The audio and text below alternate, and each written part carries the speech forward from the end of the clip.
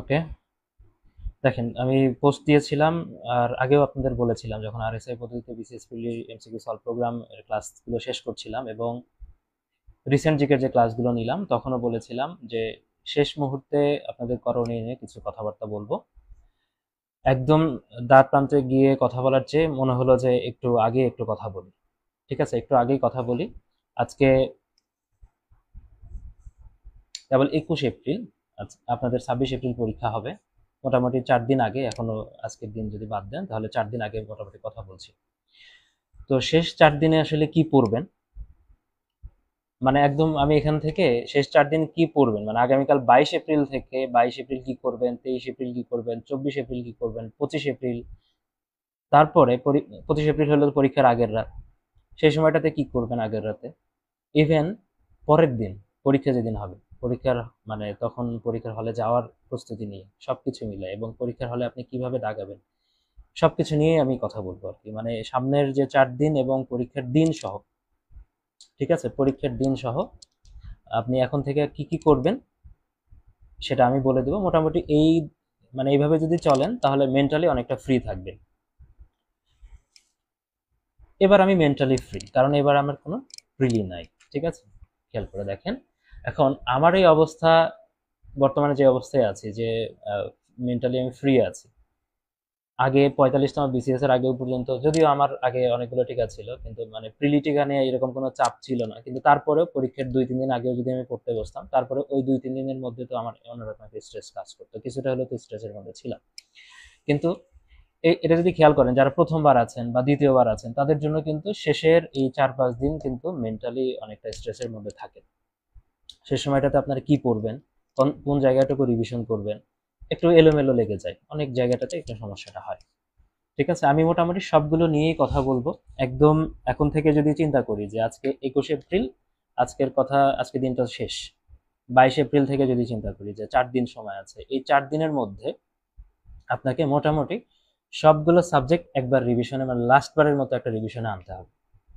যে যেভাবেই পড়েন, যার সাবজেক্টই পড়া আছে বা মেইন কোর্সে ভর্তি হয়ে বা মেইন কোর্সের স্টুডেন্ট যারা আছে, যাদের সাবজেক্ট মানে পড়া আছে প্রত্যেকটা সাবজেক্ট, সেই সাবজেক্টগুলো হলো রিভিশনে আনতে হবে। কারো ডিটারমাইন্ড প্যাকেজে আছেন, ডিটারমাইন্ড প্যাকেজটা রিভিশনে আনতে হবে। কেউ আলাদা করে দেখা যাবে যে আরএসআই কোর্সে ভর্তি হয়েছেন, তাকে আবার একবার রিভিশনে আনতে হবে। কারো 8,000 এমসিকিউ এক্সাম ব্যাচে আছেন, তাদের ওই 8,000 এমসিকিউ এক্সামটা আপনাকে রিভিশনে আনতে হবে। এটা একটা বিষয়। এখন এই রিভিশনে আনার জন্য আপনি কিভাবে করবেন আর এই 4 দিন মডেল টেস্ট দিবেন কি দিবেন না সেটাও একটা বিষয় থাকে। দেখেন, যারা কিনা মেইন কোর্সের স্টুডেন্ট আছেন, মানে যারা একদম সাবজেক্টিভ প্রিপারেশন নিচ্ছেন, এই সময়টাতে আপনি কি করবেন, মডেল টেস্ট কিন্তু আপনাকে অবশ্যই চালু রাখতে হবে। ধরেন যারা আহ, গত 6টা বা 7টা মডেল টেস্ট দিয়েছেন, 6টা মডেল টেস্ট হয়েছে, আজকে 7 নম্বর মডেল টেস্ট হচ্ছে, এরকম 7টা মডেল টেস্ট অনেকের হয়ে গেছে মিনিমাম, এখনো কিন্তু 3টা মডেল টেস্ট বাকি আছে। আবার অনেকে দেখা যাবে যে মডেল টেস্ট কিন্তু দেন নাই, খুব একটা প্রস্তুতি মোটামুটি শেষ হয়েছে কিন্তু মডেল টেস্ট দেওয়া শুরু করেন নাই। তাদের মিনিমাম আগামী 3 দিনে হলো 5টা মডেল টেস্ট দেওয়ার চেষ্টা করবে। ঠিক আছে, মডেল টেস্ট কেন দিবেন শেষ দিকে আমি গিয়ে বলবো। কারণ এক্সাম হলের যে স্ট্র্যাটেজিটা আমি বলে দিব, সেই স্ট্র্যাটেজি মানে ইমপ্লিমেন্ট করতে গেলে তো সরাসরি আপনি যদি পরীক্ষার হলে ইমপ্লিমেন্ট করতে যান তাহলে ফেইল্ড হবে। অন্ততপক্ষে মডেল টেস্ট দিয়ে আপনাকে এই জিনিসগুলো মানে ইমপ্লিমেন্টেশনে যেতে হবে। মডেল টেস্ট মানে না দিয়ে কখনোই একদম ডিরেক্ট পরীক্ষার হলে এটা ইমপ্লিমেন্ট করতে গেলে আপনার কিন্তু এটা হিতে বিপরীত হবে। ঠিক আছে, এই জন্য অবশ্যই মডেল টেস্টটা দিতে হবে। কারণ খেয়াল করেন যে সামনের 4 দিন আপনি কিভাবে পড়বেন। দেখেন 4 দিন আছে, এটা যদি আপনি সাবজেক্ট ভাগ করেন, প্রত্যেকদিন যদি 2টা করে সাবজেক্ট রিভিশনে নিয়ে আসেন তাহলে কিন্তু 8টা হয়ে যাচ্ছে।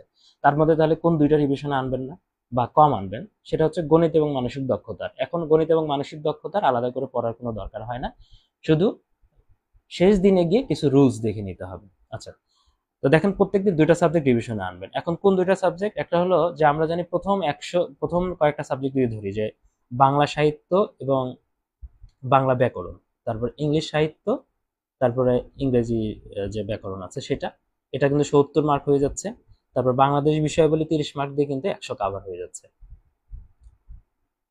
এই একটা পার্ট ধরতে পারেন, এই একটা পার্ট ধরলে সুবিধা আছে। আর পরের পার্টটা যদি আমরা ধরি, পরের পার্টের মধ্যে আন্তর্জাতিক বিষয়াবলী, অন্যান্য যে সাবজেক্ট রয়েছে, সাধারণ বিজ্ঞান যদি ধরেন, কম্পিউটার, নৈতিকতা, মূল্যবোধ, ভূগোল, এই কয়টা ধরলাম। ঠিক আছে, এখন এই কয়েকটার মধ্যে আপনি কি করবেন, শুরুর দিকে কোনগুলো রাখবেন, মানে এখন মানে যেটা পড়লে মানে দীর্ঘমেয়াদী মানে এমন হতে পারে যে আপনি হয়তো বাংলা সাহিত্য যদি পরীক্ষার আগের দিন না পড়েন, অনেক সময় অনেক কিছু আছে যে পরীক্ষার হলে গিয়ে ভুলে যেতে পারেন। ঠিক আছে? তো সেই সাবজেক্ট গুলো মানে আপনার এক একজনের ক্ষেত্রে এক একটা হইতো, যেরকম ভাবে আমি প্রত্যেকটা বিসিএস এর আগের দিন আমি বাংলা সাহিত্যটা রাখতাম, বাংলা সাহিত্য রাখতাম এবং আন্তর্জাতিক বিষয়গুলি যে নতুন কিছু পড়া থাকে, অনেক সময় দেখা যায় সাম্প্রতিক থেকে অনেক কিছু পড়া হয়, সেটা খুব রিসেন্ট টাইমে কিন্তু পড়া হয়। তো আগে একবার পড়া থাকলে পরীক্ষার আগে একবার কিন্তু দেখে নিতে হয়। তো এই বিষয়গুলো পরীক্ষার আগের দিন রাখতাম। তো পরীক্ষার আগের দিন আমার মোস্ট প্রবাবলি দেখা যেত মিনিমাম দুইটা সাবজেক্ট তো থাকতো, অনেক সময় দুইটা সাবজেক্টের বাইরেও এই যে ম্যাথের যে রুলস গুলো আছে এগুলো রিভিশন করতাম। এটা আপনারা করবেন, তাহলে আপনার কাজ হলো 25 তারিখ যে সকাল থেকে যদি আপনি চিন্তা করেন, আমরা যতই বলি যে পরীক্ষার আগের দিন আমরা স্ট্রেস নিব না, ঠিক আছে, এটা যারা পরীক্ষা না দিই, ধরেন যে আমি এখন পরীক্ষা দিচ্ছি না, ঠিক আছে, এখন আমার জন্য এটা বলা সহজ যে পরীক্ষার আগের দিন কোনো স্ট্রেস নিব না, আমার জন্য বলা সহজ। কিন্তু আমি যখন পরীক্ষার্থী ছিলাম না চাইলেও আমার কিন্তু একটা স্ট্রেস কিন্তু চলে আসতো যে শেষ মুহূর্তে আমি শেষের দিন আমি কি পড়বো, এটা কিন্তু একটা থাকে স্ট্রেস। ক্যাডার হয়ে যাওয়ার পরে বা প্রিলি না দিলে তখন শুধু মনে হয় যে মানে তখন শুধু এই পরামর্শ দেওয়া যায় যে প্রিলির আগে কোনো স্ট্রেস নিয়ে না, রিল্যাক্স থাকেন, কিন্তু না চাইলে পরামর্শ দেওয়া যায় কিন্তু এটা মানা যায় না, কারণ স্ট্রেসটা অলরেডি চলে আসে। তাহলে দেখেন 25 তারিখে আপনি কি 25 তারিখে যদি আমি বলে দিই যে বাংলা সাহিত্যটা একটা রিভিশন আপনাকে রাখতে হবে, কারণ বাংলা সাহিত্যের এখানে পড়াশোনা হিউজ থাকে, অনেকের ক্ষেত্রে অনেক পড়াশোনাই থাকে, এটা বাংলা সাহিত্য রাখবেন ওই দিন, আন্তর্জাতিক বিষয়গুলি রিভিশনে রাখবেন, আর গণিতের যে রুলস গুলো আছে এগুলো, গণিত এবং মানসিক দক্ষতাকে একসাথে ধরবো, তার মানে শেষ দিনে 4টা সাবজেক্ট আমাদের পড়তেছে রিভিশনের মধ্যে। গণিতের তো আমরা কোনো কিছু করবো না, খালি রুলস গুলো যেগুলো আছে, যে সূত্রগুলো আছে সেগুলো দেখবো, তাহলে 4টা সাবজেক্ট নিয়ে ওই দিন কাভার হয়ে গেল পরীক্ষাটা কিন্তু।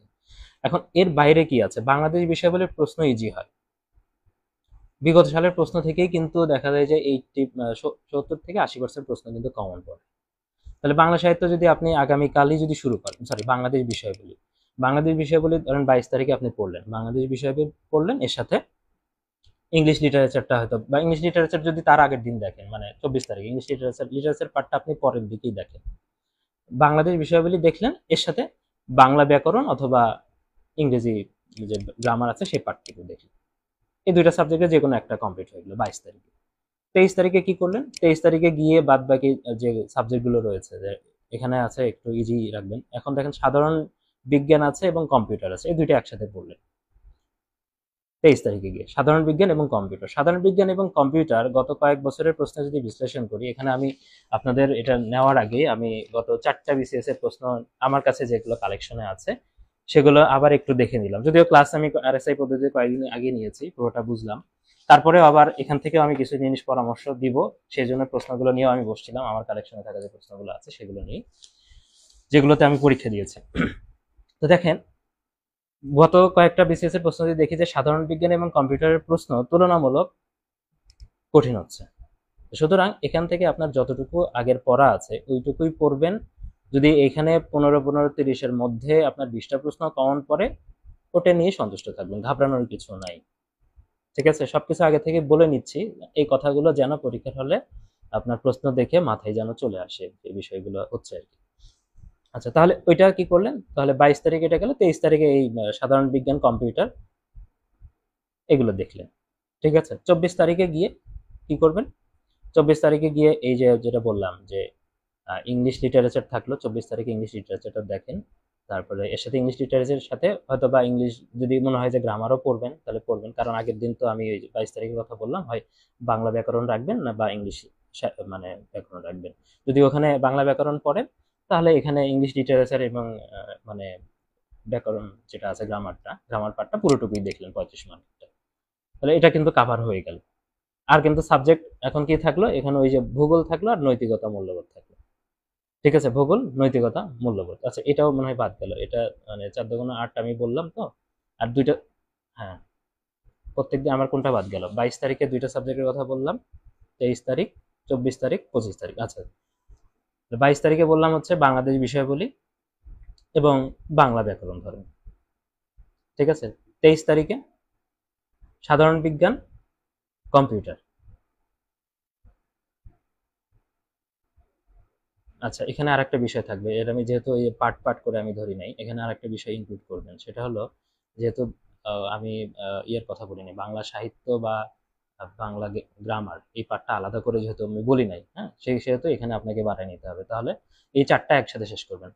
সাধারণ বিজ্ঞান, কম্পিউটার, ভূগোল এবং নৈতিকতা, এখানে পড়া কিন্তু কম, সব মিলে সব মিলে কিন্তু পড়া কম। তাহলে এটা কি করবেন, 23 তারিখে কমপ্লিট করে ফেলবেন। 24 তারিখে গিয়ে কি করবেন, এই যে বললাম যে ইংলিশের যে পুরো 35 মার্ক, এটা 24 তারিখে কাভার করে ফেলবেন। আর 25 তারিখে গিয়ে, মানে 24 তারিখ রাত থেকে যদি শুরু করেন, যেহেতু বাংলা সাহিত্য একটু পড়তে একটু সময় লাগে, বাংলা সাহিত্য এবং আন্তর্জাতিকটা 25 তারিখে এটা শেষ করলেন, মানে দেখলেন আর কি জাস্ট। কারণ শেষ মুহূর্তে এটা দেখলে হবে কি, পরীক্ষার হলে যেগুলো একটু কনফিউশন থাকে ওগুলো একটু ক্লিয়ার থাকবে, কারণ আগের দিন দেখলেন তো। কারণ এই জায়গাগুলোতে একটু কনফিউশন থাকে, আন্তর্জাতিক বিষয়গুলিতে কিছু থাকে। আর বাংলাদেশ মানে বাংলা সাহিত্য যেহেতু একটু বেশি পড়া এবং কঠিন পড়া, শেষ মুহূর্তে দেখলে আপনার পরীক্ষার হলে টেনশনটা একটু কম থাকবে। আর ম্যাথেরটা এটা দেখে নেবেন। তাহলে এটা হলো আপনার টোটাল পড়াশোনা, যে গত কয়েকদিন কি পড়বেন, মানে 21 তারিখ, 22 তারিখ, সরি 21 তারিখ গেল, 22, 23, 24, 25 কি পড়বেন এটা গেল। এখন দেখেন এই কয়েকদিন তো আপনাকে মডেল টেস্টও দিতে হবে, মডেল টেস্ট কিন্তু বাদ দেওয়া যাবে না। ঠিক আছে, মডেল টেস্ট বাদ দেওয়া যাবে না। এবং আজকে যে পরামর্শ দিব, সামনের যে মডেল টেস্টগুলো এই পরামর্শের ভিত্তিতে, সেই পরামর্শগুলো মাথায় রেখে সামনের মডেল টেস্টগুলো অ্যাটেন্ড করবেন। তাহলে আগে যে নাম্বারগুলো পাইতেন তার চাইতে বেশি নাম্বার পাবেন। এবং এটা যদি এই 3 দিনে কিছুটা অভ্যাসের মধ্যে নিয়ে আসেন, তাহলে ফাইনাল পরীক্ষা যদি ইমপ্লিমেন্ট করেন, এটা অ্যাপ্লাই করেন, তাহলে কিন্তু এখনকার চেয়ে বেটার আপনি পরীক্ষা দিবেন। তো দেখেন এই বিষয়গুলো আপনাদের বললাম যে এখন কোন দিন কি করবেন। আর এক্সামের আগের রাতে অবশ্যই এই বিষয়গুলো কিন্তু একটা বিষয়, যে এক্সামের আগের রাতে কিছু কাজ করতে হয়। এখন এর আগ পর্যন্ত আপনি যদি অনলাইনে মডেল টেস্ট দেন, তাহলে তো আপনাকে দাগাইতে হচ্ছে না। কিন্তু প্র্যাকটিস করবেন এখন থেকেই, যে কলমগুলো নেবেন 2-3টা কলম, এখন থেকেই সেই কলমগুলো ঘষা মাজা করে রাখবেন বা গোল্লা ভরাট করার প্র্যাকটিস করবেন। গোল্লা ভরাট করার ক্ষেত্রে অনেকের দেখা যায়, এখন থেকেই যে প্র্যাকটিসটা করবেন, অনেকে দেখা যায় যে ধরেন এটা বৃত্ত থাকলো, ঠিক আছে, এটা বৃত্ত থাকলো। এখন অনেকেই এই মিডল থেকে শুরু করেন, মিডল থেকে গোল্লা ভরাট করতে করতে বাইরের দিকে যান। তো এটা করলে অনেক সময় দেখা যায় বাইরে সময় বেশি লাগে। আপনি কি করবেন, এই বাইরে থেকে যে দাগটা আছে, দাগটা থেকে ভিতরের দিকে আসার চেষ্টা করবেন, তাহলে দ্রুত শেষ হয়ে যাবে। হ্যাঁ, দ্রুত এটা ভরাট হবে। বাইরে থেকে ভিতরের দিকে আসবেন, মানে আগে যে বাউন্ডারি দেওয়া আছে, বাউন্ডারিতে দাগ দিয়ে ভিতরের দিকে চলে আসবেন, তাহলে দ্রুত এগুলো বৃত্তটা ভরাট করা যায়। এই কাজগুলো আপনি হচ্ছে, মানে আমি যে কাজগুলো করতাম, ধরেন মডেল টেস্ট তো অনলাইনে ম্যাক্সিমাম দেওয়া হয়তো, তো আমি হচ্ছে নতুন যে কলমগুলো থাকতো সেই কলমগুলো নিয়ে এমনি খাতাগুলোতে দাগায় দাগায় এগুলো দেখা যেত যে কলমগুলোকে ইজি করে নিতাম। এই কাজগুলো কিন্তু এখন থেকেই করে নিবেন, 2-3টা কলম এইভাবে রেডি রাখবেন, ঠিক আছে। আর যাদের এখনো মানে অ্যাডমিট কার্ড ডাউনলোড করে প্রিন্ট করেন নাই, পরীক্ষার আগের দিনের জন্য রাখবেন না। আজকেও যদি করে না থাকেন, অবশ্যই আগামীকাল বের হয়ে, এটা যাদের প্রিন্টার কাছাকাছি আছে বা বাসায় আছে বা যদি না থাকে, তাহলে বাইরে থেকে অবশ্যই আগামীকাল গিয়েই এই কাজটা করে আনবেন, মানে অ্যাডমিটটা প্রিন্ট করে আনবেন। শেষ কয়েকদিন যেন আর, যারা করেছেন তাদের তো ভালো, শেষ কয়েকদিন যেন আর মানে বাইরে বের হওয়া না, পরীক্ষার উদ্দেশ্যে বাইরে বের হবেন, তাছাড়া না। যাদের পরীক্ষার সেন্টার দূরে, তারা হচ্ছে 25 তারিখে হয়তো বা দূরে থাকবে, ঠিক আছে। এই হলো বিষয়। এখন খেয়াল করেন যে এই কাজ, তার মানে অ্যাডমিটটা কিন্তু আগে আপনাকে রেডি করে নিতে হবে, তার মানে অ্যাডমিট কলম এগুলো রেডি, ঠিক আছে। এখন আপনি যদি ওই অনেক সেন্টারে দেখা যায় যে ওই কোনো ফাইল নিয়ে ঢুকতে দেয় না, বা ঢুকতে গেলেও আপনাকে তখন ফাইল নিয়ে যদি ঢুকতে দেয় না, আপনি যদি ফাইল নিয়ে যান, পরে ফাইল বাইরে রাখতে হয়, পরে ওই ফাইলগুলো আর খুঁজে পাওয়া যায় না। যদি চান যে না অ্যাডমিট আপনি পকেটে করে নিয়ে যাবেন, অনেক সময় এখন পকেটে করে নিয়ে যাওয়াটা মুশকিল, কারণ ঘামের দিন, মানে গরমের দিন প্রচুর ঘামবে, অ্যাডমিটটা নষ্ট হওয়ার চান্স থাকে। সেক্ষেত্রে আপনি একটা ফাইলেই নিলেন, যদি ফাইল না নিয়ে ঢুকতে দেয়, তাহলে ফাইলটা বাইরে রাখলেন, ওই 10-20 টাকা বা যে টাকাই হোক ফাইলের দাম, এটা মাথায় নেওয়ার দরকার নেই। ঠিক আছে, ফাইলেই নিয়ে গেলেন, তারপরে কলম টলম বা টাকা পয়সা যেগুলো আছে, যেহেতু অন্য কিছু আর নিয়ে ঢুকতে দিবে না, টাকা পয়সাটাও আলাদা করে আপনাকে ফাইলের মধ্যে করে নিয়ে যাবেন, পরে পকেটে রাখলেন। আচ্ছা দেখেন, এখন তাহলে আগের রাতে এগুলো আপনি রেডি করলেন, রেডি করে রাখলেন। পরের দিন কি করবেন, সকালে উঠবেন। এখন যার যার দূরত্ব এটা বুঝবেন, যেহেতু 9:30-র মধ্যে আপনাকে এক্সাম হলে কিন্তু উপস্থিত থাকতে হবে। 9টার থেকে আপনার ঢোকা শুরু, 9টার দিকে অনেকে 9টার দিকে ঢুকে যাবেন, কিন্তু সর্বশেষ যে ঢুকবে সে যেন 9:30-র মধ্যেই যেন ঢুকে, এটা মাথায় রাখবেন, আপনাদের যেন এটা সমস্যা না হয়। এখন আপনি যে লোকেশনে আছেন, আপনার যদি সেন্টার হয় যে আপনি বিভাগের শহরেই থাকেন, তাহলে সেন্টার থেকে যদি খুব দূরে না হয়, এটা আপনাকে আগে বুঝে নিতে হবে। আগের রাতেই আপনি এটা গুগল করে রাখবেন। আপনি যদি সেন্টার পরিচিত থাকে তাহলে তো ভালো, আর যদি সেন্টার পরিচিত না থাকে তাহলে গুগল করে রাখবেন, গুগল ম্যাপে দেখবেন যে আপনার লোকেশন থেকে সেন্টারটা কত দূরে, ইউজুয়াল সময় কত সময় লাগছে, মানে গাড়ি ঘোড়াতে গেলে ওই দিন তো জ্যাম ট্যামও থাকবে। এখন রিক্সায় গেলে কত সময় লাগে, বা অন্য কোনো মাধ্যমে যদি যাওয়া লাগে সেটা গেলে কত সময় লাগে, তো তার থেকে অবশ্যই মিনিমাম আপনার যদি মানে আধা ঘন্টা সময় বা 1 ঘন্টা সময় বেশি নিয়ে আপনাকে বের হইতে হবে, ঠিক আছে? যদি আপনি দেখেন যে আপনার শহরটা খুব বেশি যানজটের না, তাহলে আধা ঘন্টা সময় হাতে নিয়ে বের হলেই হবে, মানে ওই ইউজুয়াল সময়ের চেয়ে, হ্যাঁ? এটা বের হলেই হবে। আর যদি দূরে হয় বা ঢাকা শহরে বা অন্যান্য যে যানজটের শহর যেগুলো আছে বেশি হয়, সেগুলোতে আরো বেশি সময় নিয়ে বের হইতে হবে। অনেকের ক্ষেত্রে একদম সকালবেলা বের হওয়া লাগতে পারে, যে 7টার দিকে অনেকে বের হচ্ছে এক্সাম হলে পৌঁছানোর জন্য, তারপরেও দেখা যায় অনেকে বিভিন্ন সময় পরীক্ষার হলে পৌঁছাইতে পারে না, ঠিক আছে? এটা মানে এই জন্য চেষ্টা করবেন যে খুব কাছাকাছি থাকার, যে একদম পরীক্ষার দিন সকালে আপনার এক জেলা থেকে অন্য জেলায় গিয়ে পরীক্ষা না দেওয়াটাই ভালো। অনেক সময় দেখা যায় যে ভার্সিটির বাসগুলো যায় এক শহর থেকে আর মানে এক জেলা থেকে আরেক জেলায় যায়, একসাথে অনেকেই যায়, হ্যাঁ এটা করে। সেটা মানে করা যায়, ভার্সিটির বাস হলে সেটা মানে যেতে পারে, কিন্তু অনেকে নিজ উদ্যোগে যেতে চায় যে এক শহর থেকে অন্য শহরে যাবে। তো এটা খুব মানে খারাপ একটা ডিসিশন হবে। বরং আগের দিন গিয়ে কোনো একটা হোটেলে থাকলেন বা বন্ধু বান্ধব বা পরিচিত যে থাকে তার কাছে গিয়ে থাকাটাই সবচেয়ে বেটার হবে। তাহলে আপনি নিশ্চিন্ত থাকতে পারবেন। তো এটা নিয়ে মোটামুটি পরামর্শ দিলাম। এখন দেখেন পরের দিন সকালে উঠলেন, উঠে এখন এক্সাম হলে আপনি গেলেন, 9:30টার মধ্যে পৌঁছায় গেলেন। তারপরে আপনাকে কি দিল ওখানে, ওএমআর। প্রথমে আপনাকে ওএমআর দিয়ে দিবে সবকিছু পূরণ করার জন্য, তথ্য তথ্য যা যা আছে সব পূরণ করার জন্য। বাদ বাকি সময় আপনাকে বসে থাকতে হবে, ধৈর্য ধরে আধা ঘন্টা মোটামুটি আপনাকে বসে থাকতে হবে, ধৈর্যের একটা পরীক্ষা দিতে হবে। তো ঢুকবেন, ঢুকে খুব ভদ্র শান্ত শিষ্ট হয়ে আপনার সিটটাকে খুঁজবেন। বাইরে কিন্তু দেওয়া থাকে, বাইরে সিটের সিরিয়ালটা দেওয়া থাকে, যে আপনার তার আগে হচ্ছে মানে এক্সাম হলে ঢোকার আগে তো আপনি রুম নাম্বারটা জেনে যাবেন যে কোন রুমে আপনার সিটটা পড়েছে। তো সেই রুমে চলে গেলেন, সেই নাম্বারে কয়তলা, নিচ গ্রাউন্ড ফ্লোরে বা হচ্ছে মানে একতলা বা দুইতলা যে বিল্ডিং গুলো আছে বা যেটা থাকুক না কেন সেই বিল্ডিং এর কিন্তু ওখানে নাম দেওয়া থাকবে। তারপরে সেই রুমের সামনেও আবার একটা কিন্তু থাকবে যে আপনার সিটটা কোন পজিশনে পড়ছে, হ্যাঁ? সিটের পজিশনও কিন্তু এইভাবে সিরিয়ালে বক্স করে কিন্তু দেয়া থাকে। আপনার রোল নাম্বারটা ওখানে মিলাবেন, যেহেতু র্যান্ডমলি সাজাবে, রোল নাম্বার কিন্তু সিরিয়ালে পাবেন না, ঠিক আছে? একটা রেঞ্জ হয়তো বাইরে থাকবে, ওই রেঞ্জ অনুসারে দেখে ওই মানে আপনার হচ্ছে রুমে যাবেন, রুমের সামনে। কিন্তু রুমের সামনে যেটা থাকবে, যে সিট প্ল্যানটা দেওয়া থাকবে, সেই সিট প্ল্যানে মানে কার কোন বেঞ্চে পড়েছে সিট, সেটা কিন্তু এলোমেলো ভাবে দেওয়া থাকবে। সবকিছু আমি বলে রাখছি যাতে আপনি কিন্তু প্যানিক না হন পরীক্ষা হলে গিয়ে। তো দেখেন ওখানে এলোমেলো ভাবে দেওয়া থাকবে।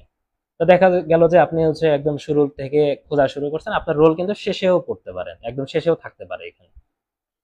তো খুঁজবেন ধীরে ধীরে, প্যানিক না হয়ে, যে আপনার তো সিরিয়ালে গেল কয়েকটা, এই সিরিয়ালের মধ্যে নাই, কারণ এখানে তো এলোমেলো ভাবে আছে, সেটা বললামই।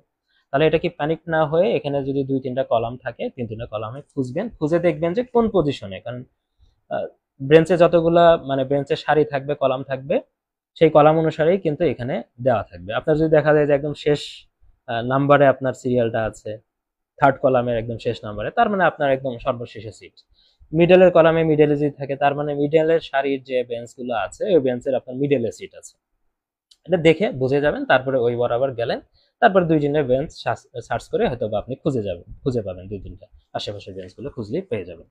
তারপরে ওখানে এক্সাম হলে খুব সুন্দরভাবে বসবেন। আপনার প্রস্তুতি কেমন, আপনার আগে যদি 2-3টা বিসিএস প্রিলি টেকাও থাকে, এই জিনিসগুলো মানুষকে টের পাইতে দেওয়া যাবে না, কাউকেই টের পাইতে দেওয়া যাবে না। আপনার ধরেন আপনি বিসিএস দেন নাই এর আগে, প্রথমবার, কিন্তু আপনার প্রস্তুতি খুবই ভালো, আপনি চুপচাপ থাকেন, শান্ত থাকেন, কারোর সাথে কোনো কথাবার্তা বলার দরকার নেই। আপনার কোন জায়গায় থেকে পড়েছেন, আপনার ব্যাকগ্রাউন্ড কি, আপনার ব্যাকগ্রাউন্ড শুনলেও কিন্তু অনেকে মানে জাজ করতে পারবে যে আপনার প্রস্তুতি কেমন। মোটামুটি আপনার প্রস্তুতি খারাপ থাকলেও, ধরেন আপনার একটা ভালো ব্যাকগ্রাউন্ড থাকলে, তখন আপনাকে জাজ করতে পারে যে আপনার হচ্ছে প্রস্তুতি ভালো হইতে পারে তার চেয়ে। এখন সে কিন্তু আপনাকে ডিস্টার্ব করতে পারে, ঠিক আছে? এই জন্য সবচেয়ে ভালো হবে যে কারোর সাথে কোনো আলাপ আলোচনা না করে ওই সময়টাতে রিল্যাক্স থাকার চেষ্টা করবেন, চুপচাপ থাকার চেষ্টা করবেন। গল্পে গেলেই কিন্তু মানে এটার লাভও থাকতে পারে, ক্ষতিও হইতে পারে।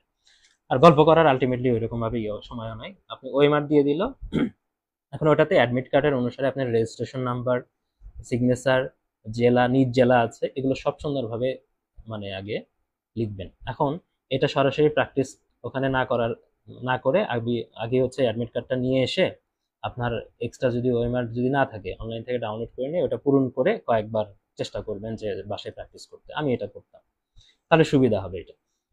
না হলেও খাতায় কয়েকবার নিজে নিজেই আপনার হচ্ছে রেজিস্ট্রেশন নাম্বারটা লিখবেন কয়েকবার, যা লিখতে লিখতে এমন যেন হয়ে যায় যে এই 3 দিনে যেন আপনার একটা মুখস্থের মতো হয়ে যায়, রেজিস্ট্রেশন নাম্বারটাও একটা এমসিকিউ মনে করবেন। তাহলে সুবিধা হবে পরীক্ষার হলে গিয়ে প্রত্যেকটা দেখে দেখে যে আপনি মানে লিখবেন, তখন এই কনফিউশনটা কম কাজ করবে যদি আগে থেকে একটু লেখালেখি করেন। রেজিস্ট্রেশন নাম্বারটা, তাহলে এটা সুবিধা হবে, এটা আমি করতাম। তাহলে এটা কিন্তু হেল্প করবে আপনাকে। তাহলে ওইটা দেখে দেখে আগে উপরে লিখে রাখবেন, তারপরে যখন পূরণ করবেন, বৃত্তগুলো ভরাট করবেন, তখন প্রত্যেকটা ঘরে আঙ্গুল দিয়ে তারপরে এইভাবে দাগাবেন। ঠিক আছে, আঙ্গুল দিয়ে তারপরে দাগাবেন। আঙ্গুল দিয়ে যদি না দাগান, আঙ্গুল দিয়ে দাগা আগে ধরবেন, তারপর শিওর হবেন, তারপরে হচ্ছে বৃত্তগুলো ভরাট করবেন। এইভাবে স্বাক্ষর আছে, তারপরে নিজ জেলার নাম আছে, এগুলো কিন্তু লিখে রাখতে হবে, লিখতে হবে এগুলো সবই। তারপরে দুইটা সিগনেচার হয়, দুইটা পার্ট থাকে ওইমারে, উপরের অংশ এবং নিচের অংশ, দুইটা পার্ট থাকে।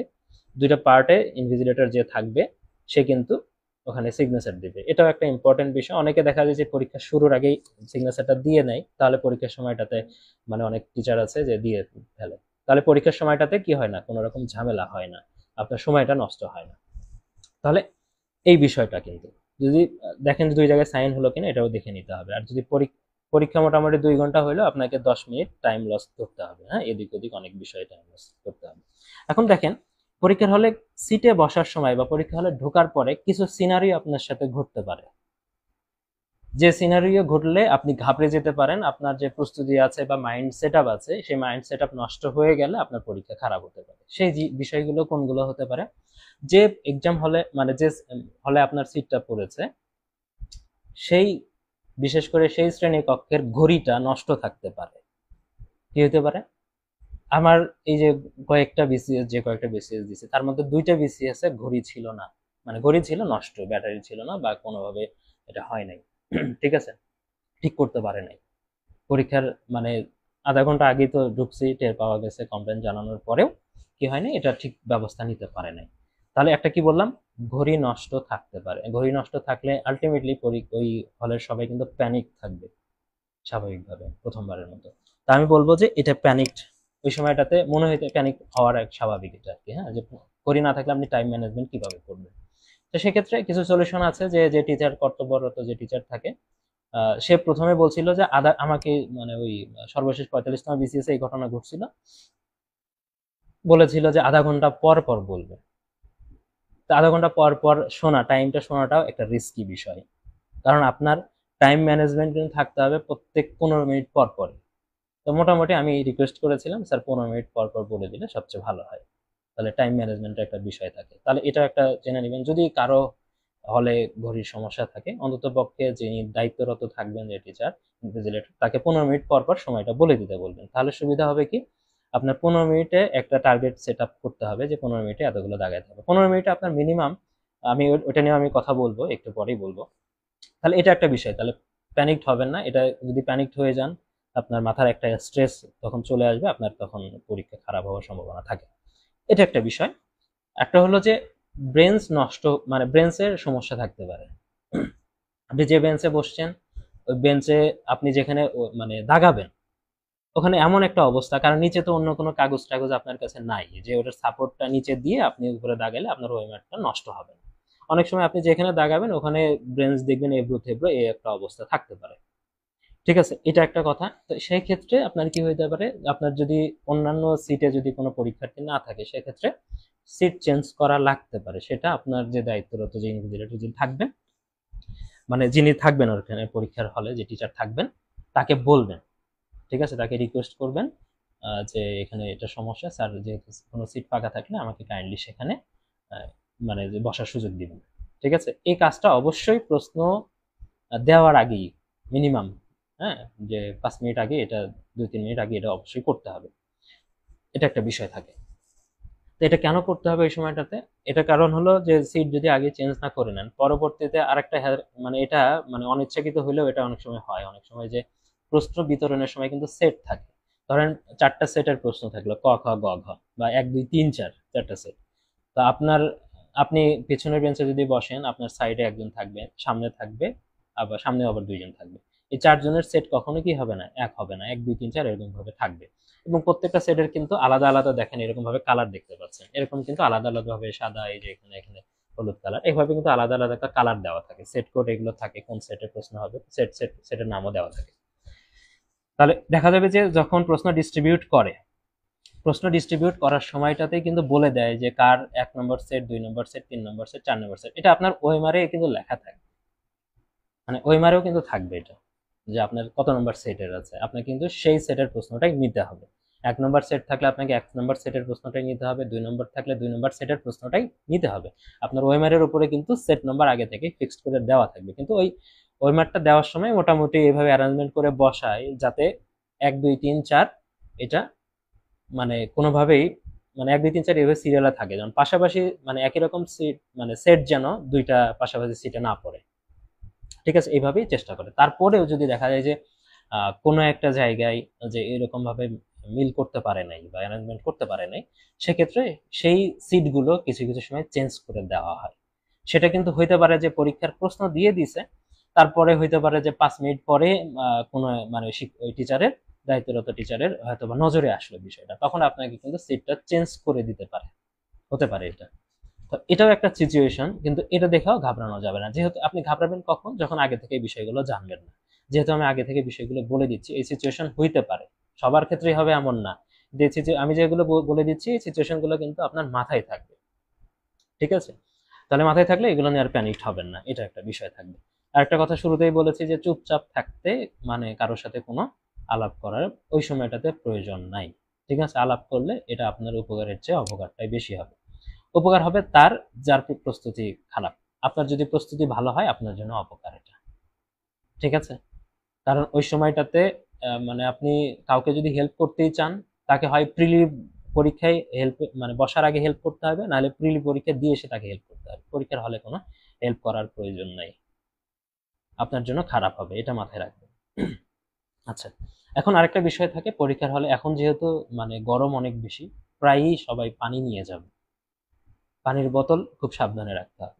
আপনার ওএমআর অনেক সময় ওএমআর ভুল হলেও কিন্তু চেঞ্জ করে দিবে না, আবার ওএমআর এ যদি পানি কি হয়ে যায়, লেগে যায়, নষ্ট হয়ে যায়, তাহলেও কিন্তু বিপদ। অবশ্যই আপনার টেবিলে যদি কেউ পানি নিয়ে আসে, সাবধানে নিচে যে সাইড যেখানে আমরা বসি, নিচে লোয়ার বেঞ্চ যেটা আছে সেটাতে রাখতে বলবেন, উপরে অবশ্যই না।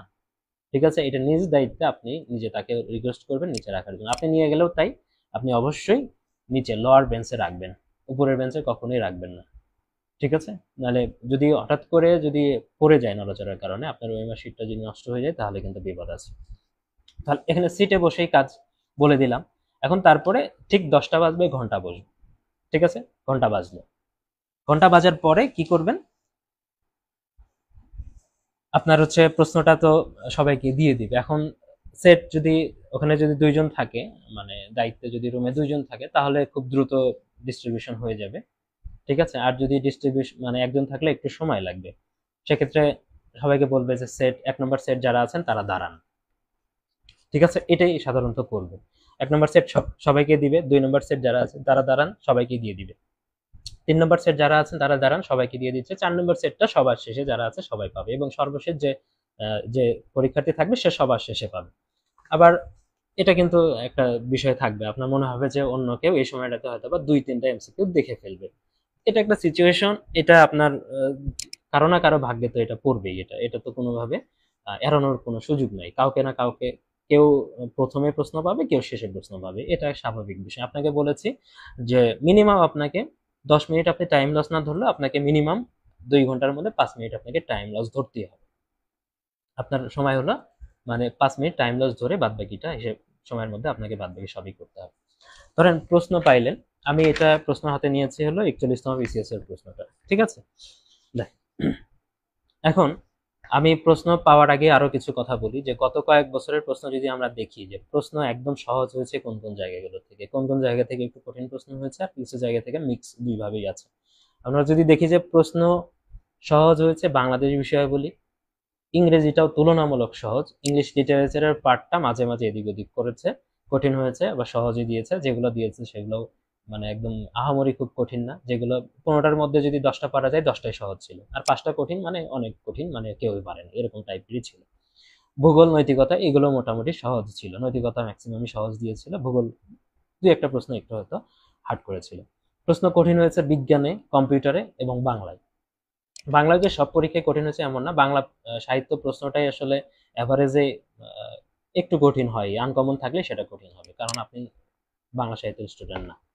আর অ্যানালাইটিক্যাল যে প্রশ্নগুলো হয়েছে কিছু জায়গায়, অ্যানালাইটিক্যাল তো ম্যাথ এবং মেন্টাল অ্যাবিলিটি ডেফিনেটলি অ্যানালাইটিক্যাল বিষয়, এবং সাথে আন্তর্জাতিক বিষয়গুলির যে কিছু বিষয় এটা আমি অ্যানালাইটিক্যালের মধ্যেই ধরবো। অনেক কিছুই আছে যে আপনাকে সমসাময়িক রাজনীতি বা বিশ্ব রাজনীতি সম্পর্কে আপনার ভালো ধারণা থাকলে সেগুলো অ্যান্সার করা যায়, ঠিক আছে, এই বিষয়গুলো থাকে। আর কিছু ক্ষেত্রে দেখা যায় যে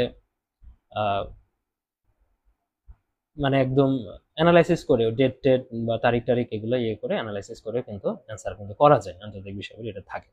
তো এই প্রশ্নগুলো এটা খেয়াল রাখবেন। যে সহজ প্রশ্ন বললাম যে বাংলাদেশ, তারপর ইংরেজি হতে পারে, ভূগোল, নৈতিকতা। কঠিন হচ্ছে বিজ্ঞান, কম্পিউটার এবং বাংলা, বাংলা সাহিত্যের পাঠটা যদি আমরা ধরি, তাহলে বিজ্ঞান কম্পিউটার নিয়ে আমরা কি করব না, টেনশন করব না, এটা বললাম। তাহলে অ্যানালাইটিক্যাল কি বললাম, আন্তর্জাতিক, ম্যাথ এবং মেন্টাল অ্যাবিলিটি। শুরুতে এটা বলে দেওয়ার কারণ কি, তাহলে এটা একটা আপনার মাথায় থাকবে যে বিগত কয়েক বছর ধরে এরকম ভাবে প্রশ্ন হচ্ছে। এখন আপনি দাগানো শুরু করবেন কিভাবে সেটা আমি বলবো এখন। আচ্ছা, অনেকেই বলছেন সিট প্ল্যান কবে দিবে, হয়তো বা আজকে রবিবার গেল তো কাল বা পরশু হয়তো বা দিয়ে দিবে, হ্যাঁ, খুব তাড়াতাড়ি দিয়ে দিবে। মিনিমাম 3 দিন আগে দেয়, ঠিক আছে, মিনিমাম 3 দিন আগে দেয়। আর যদি ওটা নিয়ে প্যানিক হওয়ার কোনো দরকার নাই, মিনিমাম আপনাকে 3 দিন আগে দিবে। দেখা যাবে যে 22 তারিখ না হলেও 23 তারিখ আপনারা পেয়ে যাবেন, ঠিক আছে, সিট প্ল্যান। দেখেন এখন দাগানো শুরু করবেন কিভাবে। দাগানোর ব্যাপারে আমি বললাম যে এক একজনের ক্ষেত্রে এক এক সেট পড়তে পারে, এবং এক এক সেট শুরু হয় এক এক সাবজেক্টের প্রশ্ন দিয়ে। শুরুতে আমি বলে দিলাম যে কোন কোন সাবজেক্টের প্রশ্ন তুলনামূলক সহজ হয়, কঠিন হয়, এটাও আমি বলে দিলাম। এখন আপনি প্রশ্ন পাওয়ার পরে শুরুতে কি করতে হবে আপনাকে, যে এখন আগে তো দেখেন 6 পেজের প্রশ্ন থাকতো, ছোট টাইপের প্রশ্ন ছিল। এটা যদি আমরা একটু খেয়াল করি, যে আগের প্রশ্ন ছিল এইটা, এই 3টা প্রশ্ন ছিল, যে 41, 43 এবং 44 ছিল।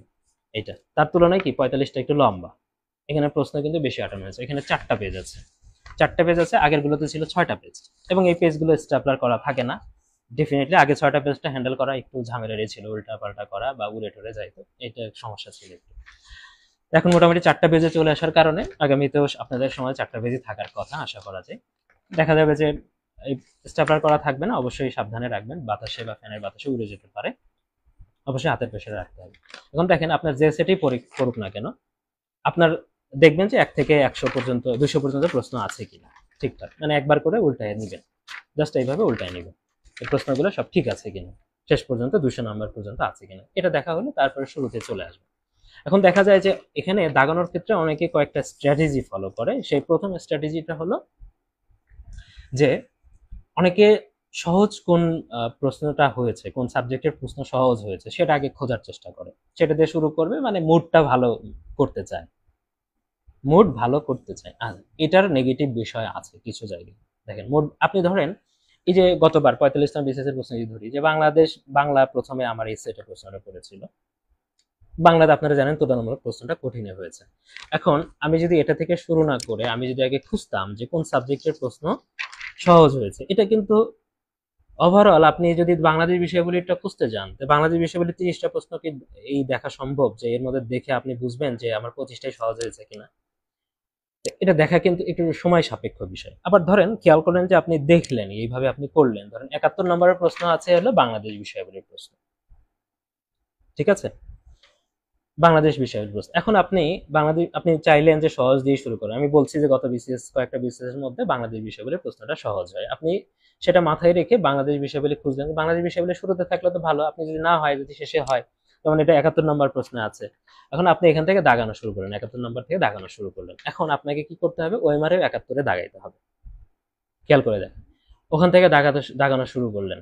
এখন যেই 71 থেকে ধরেন আপনি এখান থেকে বাদ বাকি যে 100 পর্যন্ত আপনি বাংলাদেশ বিষয়গুলি দাগাইলেন। এখন আপনি পরের সহজ সাবজেক্ট আবার খুঁজতেছেন, পরের সহজ, প্রথম 3-4টা যে সহজ সাবজেক্ট আগে দাগায় আপনি মুড সেট করে নিতে যাচ্ছেন যে আপনার ভালো লাগানোর জন্য, কিন্তু পরেরটা আপনি খুঁজতে গেলেন যে পরের প্রশ্ন হয়তো বা দেখা গেল যে নৈতিকতা মূল্যবোধ সহজ, নৈতিকতা মূল্যবোধ প্রশ্নটা হয়তো বা আপনার হচ্ছে 50 নম্বরের সিরিয়ালে বা 60 নম্বর সিরিয়াল থেকে 70 নম্বরে গেল। এখন 60 থেকে 70 যখন দাগাতে যাবেন, 70কে ক্রস করে উপরে যখন দাগাইতে যাবেন, অনেক সময় দেখা যাবে যে আপনার হাতে কিন্তু যে কলম দিয়ে দাগাইলেন, ওই কলমের দাগটা আপনার হাতে কিন্তু উঠতে পারে উপরের গুলো দাগাইতে গেলে, নিচগুলোকে ডিঙ্গায় উপরে দাগাইতে গেলে হাতের ছাপ হাতে পড়তে পারে, মানে কলমের ছাপ। এটা আবার আপনার উপরের অংশের ওএমআর এ গিয়ে এই হাতের দাগ থেকে ওএমআর এ গিয়ে অন্য জায়গায় কিন্তু ওর স্পটটা আবার পড়তে পারে, এটা কিন্তু হয়, ঠিক আছে। তাই বলে কি আমরা শেষ থেকে আবার মাঝে মাঝে দাগাবো না? হ্যাঁ দাগাবো, ওইটাও কিভাবে সাবধানে দাগানো যায় সেটাও আমি বলবো। তাহলে সেটা সুবিধা হবে কি, এটা তাহলে একটু সময় নষ্ট হয়, আবার কি এই যে খোঁজা টোজা এগুলো প্রচুর সময় নষ্ট, আবার ওইটাও নষ্ট হওয়ার চান্স থাকে। আর 1 থেকে যখন 200 পর্যন্ত দাগাইতে যাবেন, সিরিয়ালে যখন যাবেন, ইতিমধ্যে 200 পর্যন্ত যাওয়ার কারণে উপরের গুলা যে কালি আছে, এই কালিগুলো বাতাসে ততক্ষণে শুকায় যাবে। আপনার যদি কলমটা বেশি কালি ছাড়ে, এগুলো সবই শুকায় যাবে, তখন আর দেখা যাবে যে উপরে আর কালি ভরার চান্স নাই। তারপরে আমি বলে দিব। এখন আপনার কাজ কি হবে, যদি ওই সময় নষ্ট না করতে চান, তাহলে 1 থেকেই আপনি শুরু করবেন। আপনি মনে হলো যে বাংলাদেশ প্রথমে বাংলা সাহিত্যের 35টার মধ্যে আপনার এমনও হইতে পারে আপনি যে 15টা প্রশ্ন পারেনই না, নো টেনশন। আমি তো বলেছি যে 2 থেকে 3টা সাবজেক্টের প্রশ্ন কঠিন হবে, এটা মাথায় রাখবেন। ঠিক আছে, 2 থেকে 3টা সাবজেক্ট, বাদ বাকি তো সাবজেক্ট আছে, 7টা সাবজেক্ট আছে আপনার জন্য সহজ অপেক্ষা করছে, প্রশ্ন থাকবেই, সহজ অপেক্ষা করছে। সুতরাং শুরুতেই প্যানিক হওয়ার দরকার নেই। শুরুর ধরেন 1 থেকে শুরু করে 10 নম্বর প্রশ্ন পর্যন্ত আপনি কিছুই দাগাতে পারছেন না, নো টেনশন। এই প্রশ্নগুলো স্কিপ করে যান, 11 নম্বর থেকে দাগানো শুরু, দেখা যাবে 11 নম্বর থেকে টানা 20টা প্রশ্ন পাচ্ছেন, এমন সিচুয়েশন হতে পারে। প্রথম থেকে প্যানিক হবেন না। প্রশ্ন থাকবেই এরকম যে 200টা প্রশ্নের মধ্যে আপনি হচ্ছে যে 60 থেকে 70টা প্রশ্ন পারবেনই না একদমই, বা কোনোদিন মানে এরকম ভাবে ফেস করবেন বলে ভাবেনই নাই। তো ওরকম তো শুরুতেও থাকতে পারে, শেষেও থাকতে পারে, মিডলেও থাকতে পারে। তো যখন এই কাজগুলো করবেন, এখন দেখেন যেটা দাগাইতে যাচ্ছেন সেটা দাগায় যাবেন। 1 নম্বরে যখন এটা সিলেক্ট করবেন কত নম্বর অপশন, ক নম্বর অপশন, এটা ওই মারেও হাত দিবেন, হাত দিয়ে ক নম্বর অপশন, ওই 1 নম্বরে যে নাম্বারটা আছে ওই মারের ওই 1 নম্বরের পাশে আপনি বাম আঙ্গুলটা রাখবেন, এটা ইন্ডেক্স ফিঙ্গারটা রাখবেন, বা হচ্ছে বৃদ্ধাঙ্গুলি রাখবেন। রেখে আমি ইন্ডেক্স ফিঙ্গার দিয়ে ধরতাম, ধরে ওই মারের ধরেন পাশে ক নম্বরে দাগাই দিতাম। তারপর 2 নম্বর স্কিপ করলাম, 3 নম্বরে গিয়ে 3 নম্বর ধরে 3-এর কটা দাগাই দিলাম। এখন যেগুলো আমি স্কিপ করেছি সেটা খেয়াল করে দেখেন, এখানে পেন্সিলগুলো দেওয়া আছে, সবচেয়ে ভালো এখানে ভিজিবল হবে হচ্ছে এই প্রশ্নটাতে। লাল কালিগুলো বাদ দিবেন, এখানে লাল কালি থেকে বাদ দিবেন। এখানে যেগুলো আছে, এই যে যেগুলো আমি কালো দিয়ে বৃত্ত ভরাট করেছি, গোল কালো দিয়ে, শুরুতে পেন্সিল এটা ইউজ করি না, কারণ আপনি হচ্ছে দাগানোর জন্য আবার প্রশ্নে পেন্সিল ইউজ করেন, একবার কলম একবার পেন্সিল, একবার কলম একবার পেন্সিল, আপনার সময় নষ্ট হবে। এই জন্য যে কলম দিয়ে আপনি দাগাচ্ছেন ওটা দিয়ে শুরুতে, ঠিক আছে। আপনার টার্গেট থাকবে কি, যে যেটা আপনি দাগাচ্ছেন তো দাগাই গেলেন, যেগুলো প্রথম চান্সে 100% শিওর সেগুলো দাগাবেন, প্রথম কথা, ঠিক আছে। এটা যখন দাগাতে গেলেন, ধরেন 2 নম্বর প্রশ্নটা এখানে আমি পারি না, এটা 41তম বিসিএস এর প্রশ্ন, হুম, 2 নম্বর প্রশ্ন পারি না, এটা কি করেছি, একদম গোল দাগ দিয়ে রেখেছি, ঠিক আছে। কিছু থাকবে যে আপনার হচ্ছে পরে পড়ার একটু ট্রাই করবেন এটা, যেমন কিছু 1 নম্বর প্রশ্নই আছে যেরকম হ্যামলেট থেকে আসছে, যে why then is none to you, for there is nothing either good and bad but thinking makes it so. এই যে পরের অংশটুকু আমি প্রশ্ন সলভের সময় বলেছিলাম আর এস এর প্রোগ্রামে, যে দেখা গেল যে এটার প্রথম পার্টটুকু কমন নাই, পরের পার্টটুকু কমন। তো প্রথম পার্টটুকু যদি পড়ে আমি এটা মানে এটা আশা ছেড়ে দিতাম যে এটা আমার কমন আসে নাই, তাহলে কিন্তু আমি এই নাম্বারটা পাইতাম না। পুরোটা প্রশ্ন পড়লে দেখেন পরের অংশটুকু কমন আছে, তাহলে এটা একটা শেখার বিষয় আছে যে এটা পুরো প্রশ্নটুকু পড়ে দেখতে হবে। তাহলে এটা দাগানো গেল। 2 নম্বর প্রশ্নটা, এই লাইনটা আমি কোনোদিন শুনিও নাই, লিটারেচার পার্ট থেকে এটাও একটা কোটেশন আসছে, লাইনটা কোনোদিন আমি শুনিও নাই, এই পরীক্ষায় প্রশ্ন আসে, তার মানে গোল দাগ দিয়েছি, তার মানে যেগুলো দাগাচ্ছে না সেটা গোল দাগ দিয়েছি। তারপরে এইভাবে 3, 4, 5 যেটা আপনি দাগাবেন না, দেখেন প্রত্যেকটার পাশেই কিন্তু গোল দাগ দিয়ে আমি গেছি, এবং কোনটা দাগাইলাম সেটা ছোট করে এই অপশনের পাশে একটা ডট দিব, এই হামলেটের পাশে এখানে একটা ছোট্ট করে ডট দেওয়া আছে, যেটা আপনি দাগালেন। তাহলে পরীক্ষার হল থেকে বের আসার পর আপনি জাজ করতে পারবেন আপনার কতগুলো রাইট হলো, এটা জাজ করা যায়। তাহলে যে অপশনটা দাগাবেন সেটার পাশে ছোট করে ডট দিবেন। এই কাজটা কি করবেন, শুরুতে যে 200টা প্রশ্ন আছে টানা যখন যাবেন, ঠিক আছে, এটা মোটামুটি 100% যেগুলো আপনি শিওর আপনার মতে 100%-এর মধ্য থেকে ভুল হবে, কিন্তু আপনি যেগুলো শিওর 100% সেগুলো আপনি দাগায় যাবেন। এখন খেয়াল করেন যে কত সময়ে আপনি দাগাবেন। 1 থেকে 200 প্রশ্ন, 1 থেকে 200 প্রশ্ন এর মধ্যে ম্যাথ এবং মেন্টাল এবিলিটি বাদ, মানে এর 30 মার্ক আপনি বাদ দিবেন। আপনার প্রস্তুতি যত ভালোই থাকুক, ম্যাথ মেন্টাল এবিলিটি যত ভালোই পারেন না কেন, এটা সবার শেষেই রাখবেন, সবার শেষেই রাখবেন। তাহলে আপনার প্রশ্ন হলো 170টা। এই 170টা প্রশ্ন আপনি চেষ্টা করবেন 1 ঘন্টা থেকে 1 ঘন্টা 5 মিনিটের মধ্যে দাগায় শেষ করতে। দাগায় শেষ করতে মানে কি সবগুলো দাগানো না, এর মধ্যে আপনি এক কথায় এক বাক্যে কোনো ধরনের দ্বিতীয় চিন্তা বাদ দিয়ে যা দাগাইতে পারেন।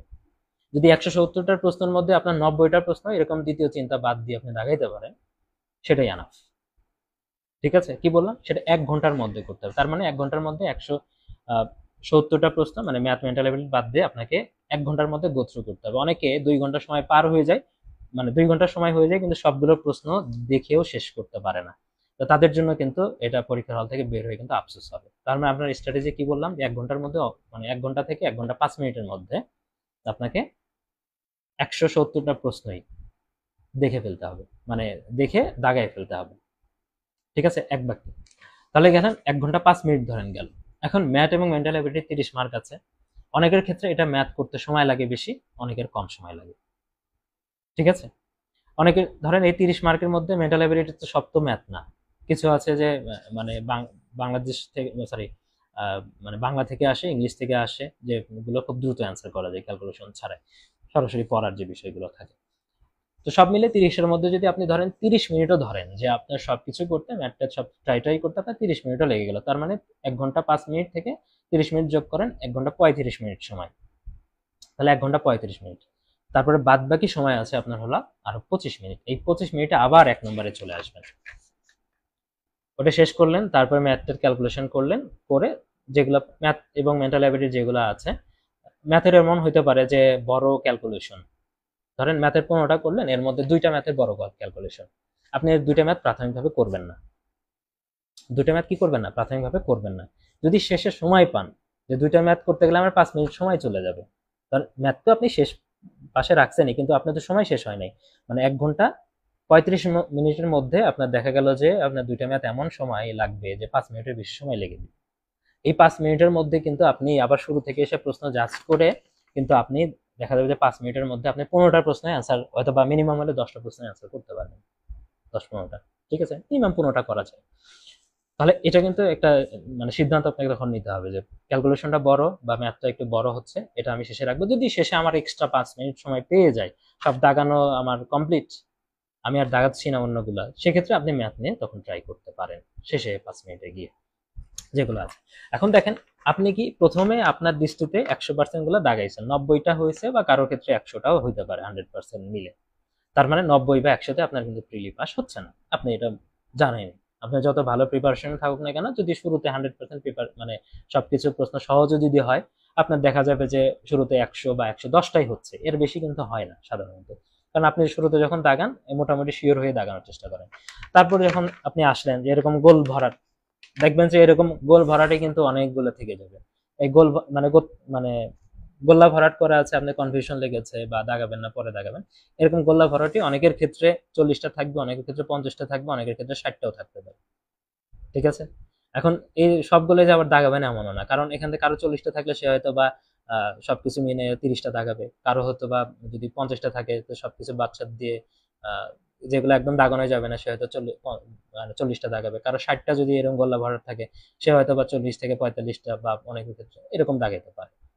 এখন দেখেন পরের সিচুয়েশনে যখন ফিরে আসবেন, তখন ফিরে আসার ক্ষেত্রে আপনাকে কি করতে হবে, কোনটা দাগাবেন আর কোনটা দাগাবেন না।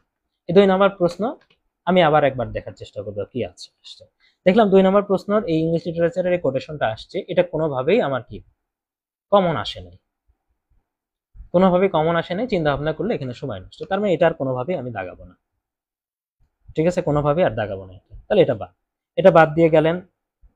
ধরেন 5 নম্বরে এটাও দেখলেন আপনার কোনোভাবেই হচ্ছে না, তাহলে এটাও দাগাবেন না। তারপরে ধরেন এইভাবে এটা ইংলিশ লিটারেচারের পার্টটা আছে, ধরেন 12 নম্বরে গিয়ে দেখলেন যে 12 নম্বর প্রশ্নটা আপনি অপশনগুলোকে বাদ দিতে পারছেন। 4টা অপশন আছে, 4টা অপশনের মধ্যে 3টা অপশন, আমি এটার ক্ষেত্রে বলছি না, অন্য কোনো ক্ষেত্রে বলি। 12 নম্বর গিয়ে দেখলেন যে আপনার গোল্লা দেওয়া আছে, কিন্তু এখন আপনি চিন্তা ভাবনা করতেছেন যে কোন কোন অপশন বাদ দেওয়া যায়। আপনি 2টা অপশন বাদ দিতে পারলেন, আর 2টা অপশন আছে, মানে 50-50। এই 50-50 গুলো অবশ্যই দাগায় আসবে। 2টা অপশন বাদ দেওয়া গেলে আর বাদ বাকি যেগুলো আছে এই 50-50 গুলো অবশ্যই দাগাবে।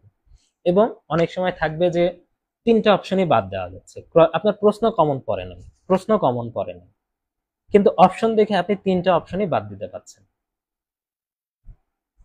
তো সেটার ক্ষেত্রে 3টা অপশন বাদ দিতে পারলেই তো আপনার একটা মানে যে হবে এটা আপনি মোটামুটি শিওর। ঠিক আছে, তো সেগুলো অবশ্যই দাগাবেন, অর্থাৎ 75% যেগুলো আছে এরকম ভাবে অপশন প্রশ্ন কমন পড়ে নাই, অপশনগুলো বাদ দিয়ে আপনি দাগাইতে পারছেন। এরকম করেই কিন্তু হবে। অনেক সময় ম্যাক্সিমাম যেটা হয় যে 50-50 কনফিউশন গুলো থাকে। ধরেন এখানে যদি 40টা প্রশ্ন থাকে, তার মধ্যে 20টা প্রশ্নে আপনার 50-50 কনফিউশনে থাকবে, আমি বলবো এই 20টাই দাগাবেন। এই 20টার মধ্যে 50, আমি যদি অ্যাভারেজ ধরি আপনার 10টাও যদি হয়, আপনার নাম্বার আগে থাকবে। ঠিক আছে, আপনি ধরেন 10টা হইলো আর 10টা হইলো না, 10টার কারণে আপনার নেগেটিভ যাবে হচ্ছে 5 যাবে। ঠিক আছে, কিন্তু আরো 5 নাম্বার তো আমার এক্সট্রা থাকবে। না দাগানোর চেয়ে অবশ্যই দাগাইতে হবে, জাস্ট এটা এক্সাম্পল দিলাম।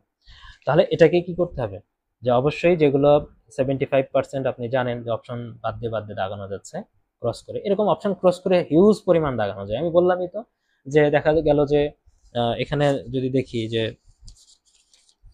যেমন আপনাদের আরএসএ পদ্ধতিতে দেখিয়েছিলাম যে 44তম বিসিএস এ বিগত প্রশ্ন থেকে সবচেয়ে বেশি প্রশ্ন কমন ছিল, 130 প্রশ্ন আরএসএ পদ্ধতি থেকে কমন ছিল।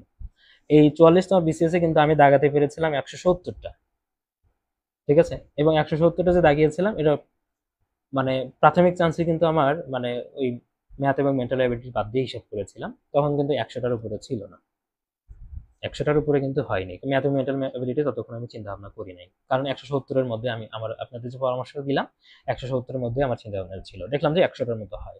তারপর ম্যাথ এবং মেন্টাল অ্যাবিলিটি দাগাইলাম, দাগানো বাদ দিয়ে বাদ বাকিগুলো যেগুলো আমার হচ্ছে গোল্লা দেওয়া ছিল সেই গোল্লাগুলো দাগাইলাম। এখন খেয়াল করে দেখেন, অনেক সময় যে শুরুতে গোল্লা দেওয়া থাকবে কিন্তু পরে আপনি দাগাবেন, সেগুলো কি করবেন, আবার আলাদা করে মাঝখানে একটা দাগ দিয়ে রাখবেন যে এটা আপনি দাগিয়েছেন। এই যে গোল্লা দেওয়া আছে এখানে দাগিয়েছিলাম, মাঝখানে আবার একটা দাগ দিয়ে দিলাম, তার মানে এটা আমি পরবর্তীতে ফিরে এসে দাগাইছি। ঠিক আছে, তার মানে যেগুলো গোল্লা দেওয়া আছে সেগুলো দাগাই নেই, কিন্তু পরবর্তীতে যখন এসে দাগাইলাম তখন মাঝখানে এই গোল্লার মাঝে একটা করে টান দিয়ে দিব। ঠিক আছে, বৃত্তের মাঝে একটা করে টান দিয়ে দিব, মানে এটা আমি দাগাইছি, বা টিক চিহ্ন দিতে পারেন ছোট করে।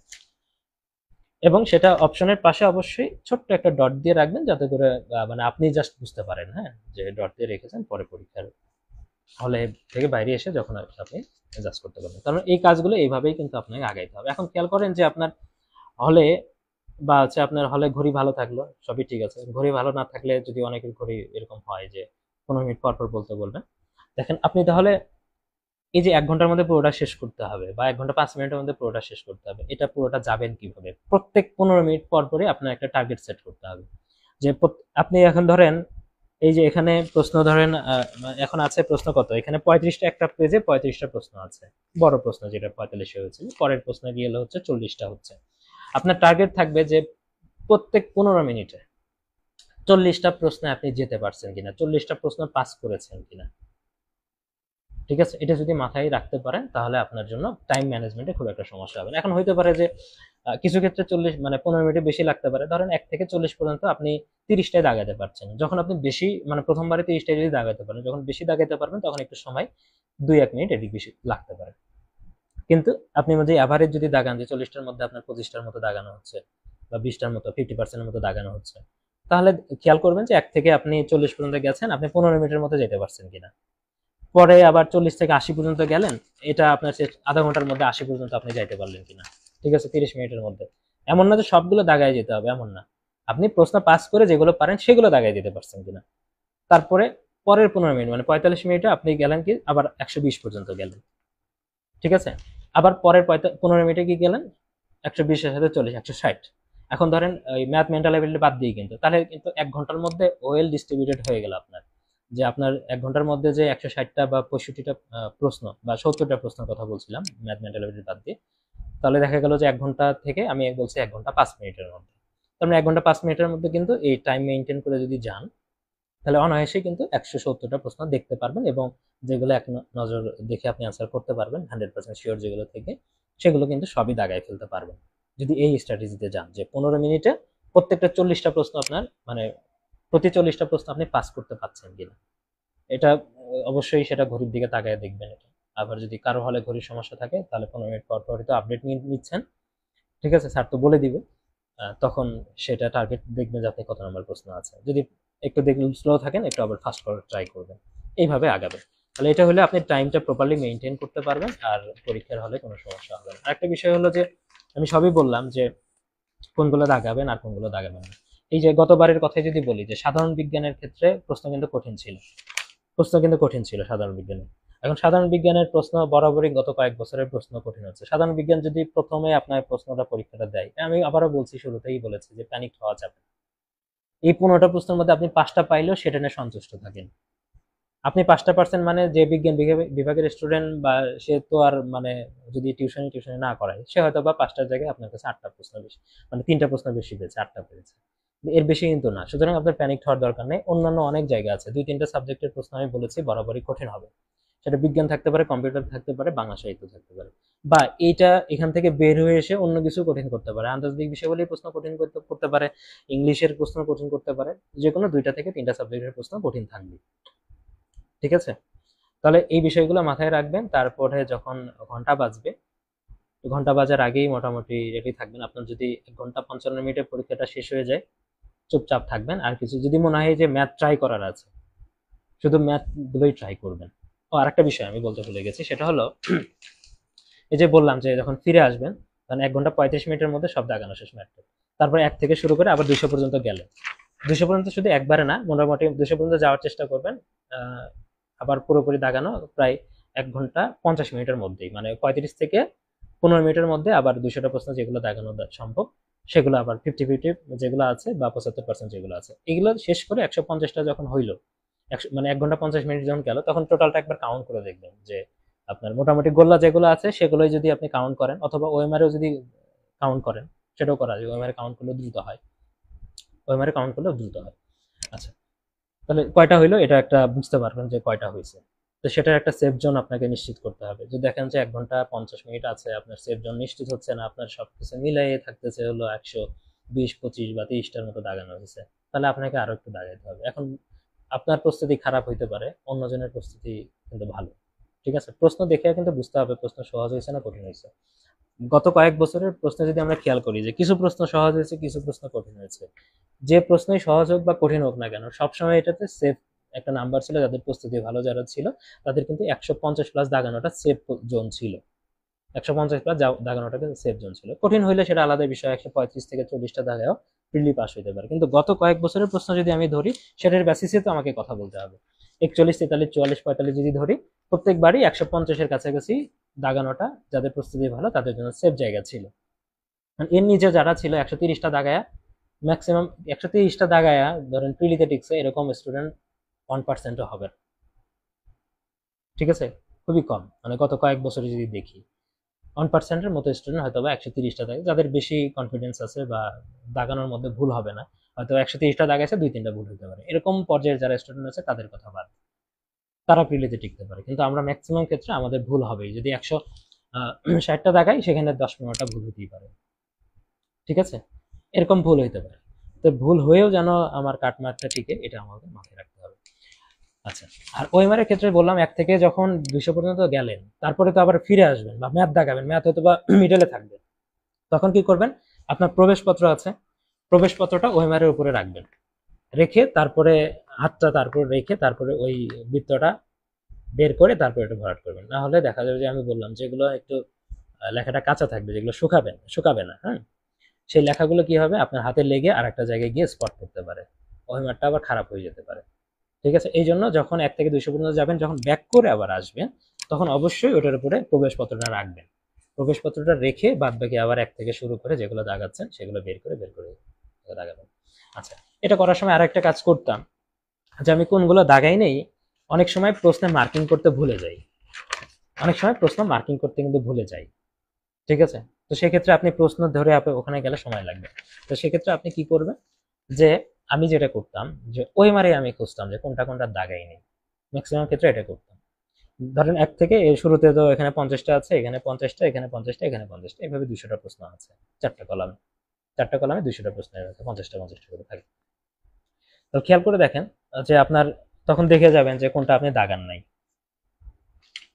ওখানে দেখাটা কিন্তু সুবিধা, খুব দ্রুত দাগানো যাবে। তাহলে দেখলেন যে এটা হয়তো বা 8 নম্বর প্রশ্ন আপনি দাগান নাই, আপনি প্রশ্নে আসলেন, প্রশ্নে এসে দেখলেন যে এটা একবারই পারেন না, তাহলে একবারই এই 8 নম্বর প্রশ্ন আপনি প্রশ্নে ক্রস দিয়ে রাখতে পারেন, বাদ।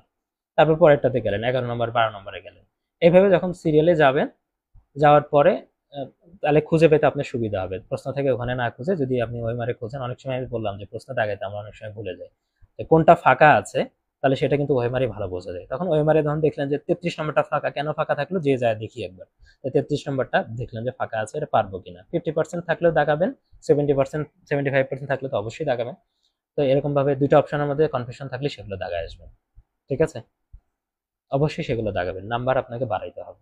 কারণ এখন বর্তমান সময়টাতে কেউ খারাপ প্রিপারেশন নেয় না, আপনার সময় স্বল্পতার কারণে আপনি প্রিপারেশন নিতে না পারলেও যত কঠিন প্রশ্নই হোক না কেন দেখবেন যে এখন কিন্তু অ্যাভারেজ মার্ক কিন্তু 130-এর উপরেই কিন্তু থাকে, মানে অ্যাভারেজ যদি ধরি 130 কিন্তু থাকে, এরকম কিন্তু থাকে। এটা বলছি না 120-এও কাট মার্ক আসতে পারে, প্রশ্ন যদি সুপার কঠিন হয় সেক্ষেত্রে হইতে পারে। কিন্তু আমরা গত কয়েকটা বিসিএস এর প্রশ্ন অ্যানালাইসিস করলে যদি দেখি 130টা হলো সেফ নাম্বার, তাহলে আপনাকে কনফিউশনে থাকতে হবে না, পরীক্ষা দিয়ে এসে রেজাল্ট হওয়ার আগ পর্যন্ত একটা টেনশন থেকে যায়, তো এই টেনশনে কিন্তু আপনাকে থাকতে হবে না। আচ্ছা, তাহলে এটা গেল। তারপরে বললাম 1 ঘন্টা 50 মিনিটের মধ্যে পুরোটা আবার দেখবেন, আবার একবার ফিরে আসবেন, দেখবেন যে এই সময়টাতে আপনার গোল্লা ভরাটার মধ্যে কিছু কিছু প্রশ্ন হয়তো বা আপনার আবারও দাগাইতে পারবেন, আর একটু যদি চিন্তা ভাবনা করেন। অনেক সময় হচ্ছে যে সব তথ্য বা মাথা সবসময় খুলে না, কয়েকবার দেখার পরে খুলে বা কিছু অপশন বাদ দেওয়ার বিষয় থাকে, হয়তো তারপরে আপনি ওই 100 মানে 1 ঘন্টা 50 থেকে 55 মিনিটের মধ্যে আবার হয়তো বা 2-3টা প্রশ্ন হয়তো দাগাইতে পারেন, এর বেশি আর দাগাইতে যাবেন না।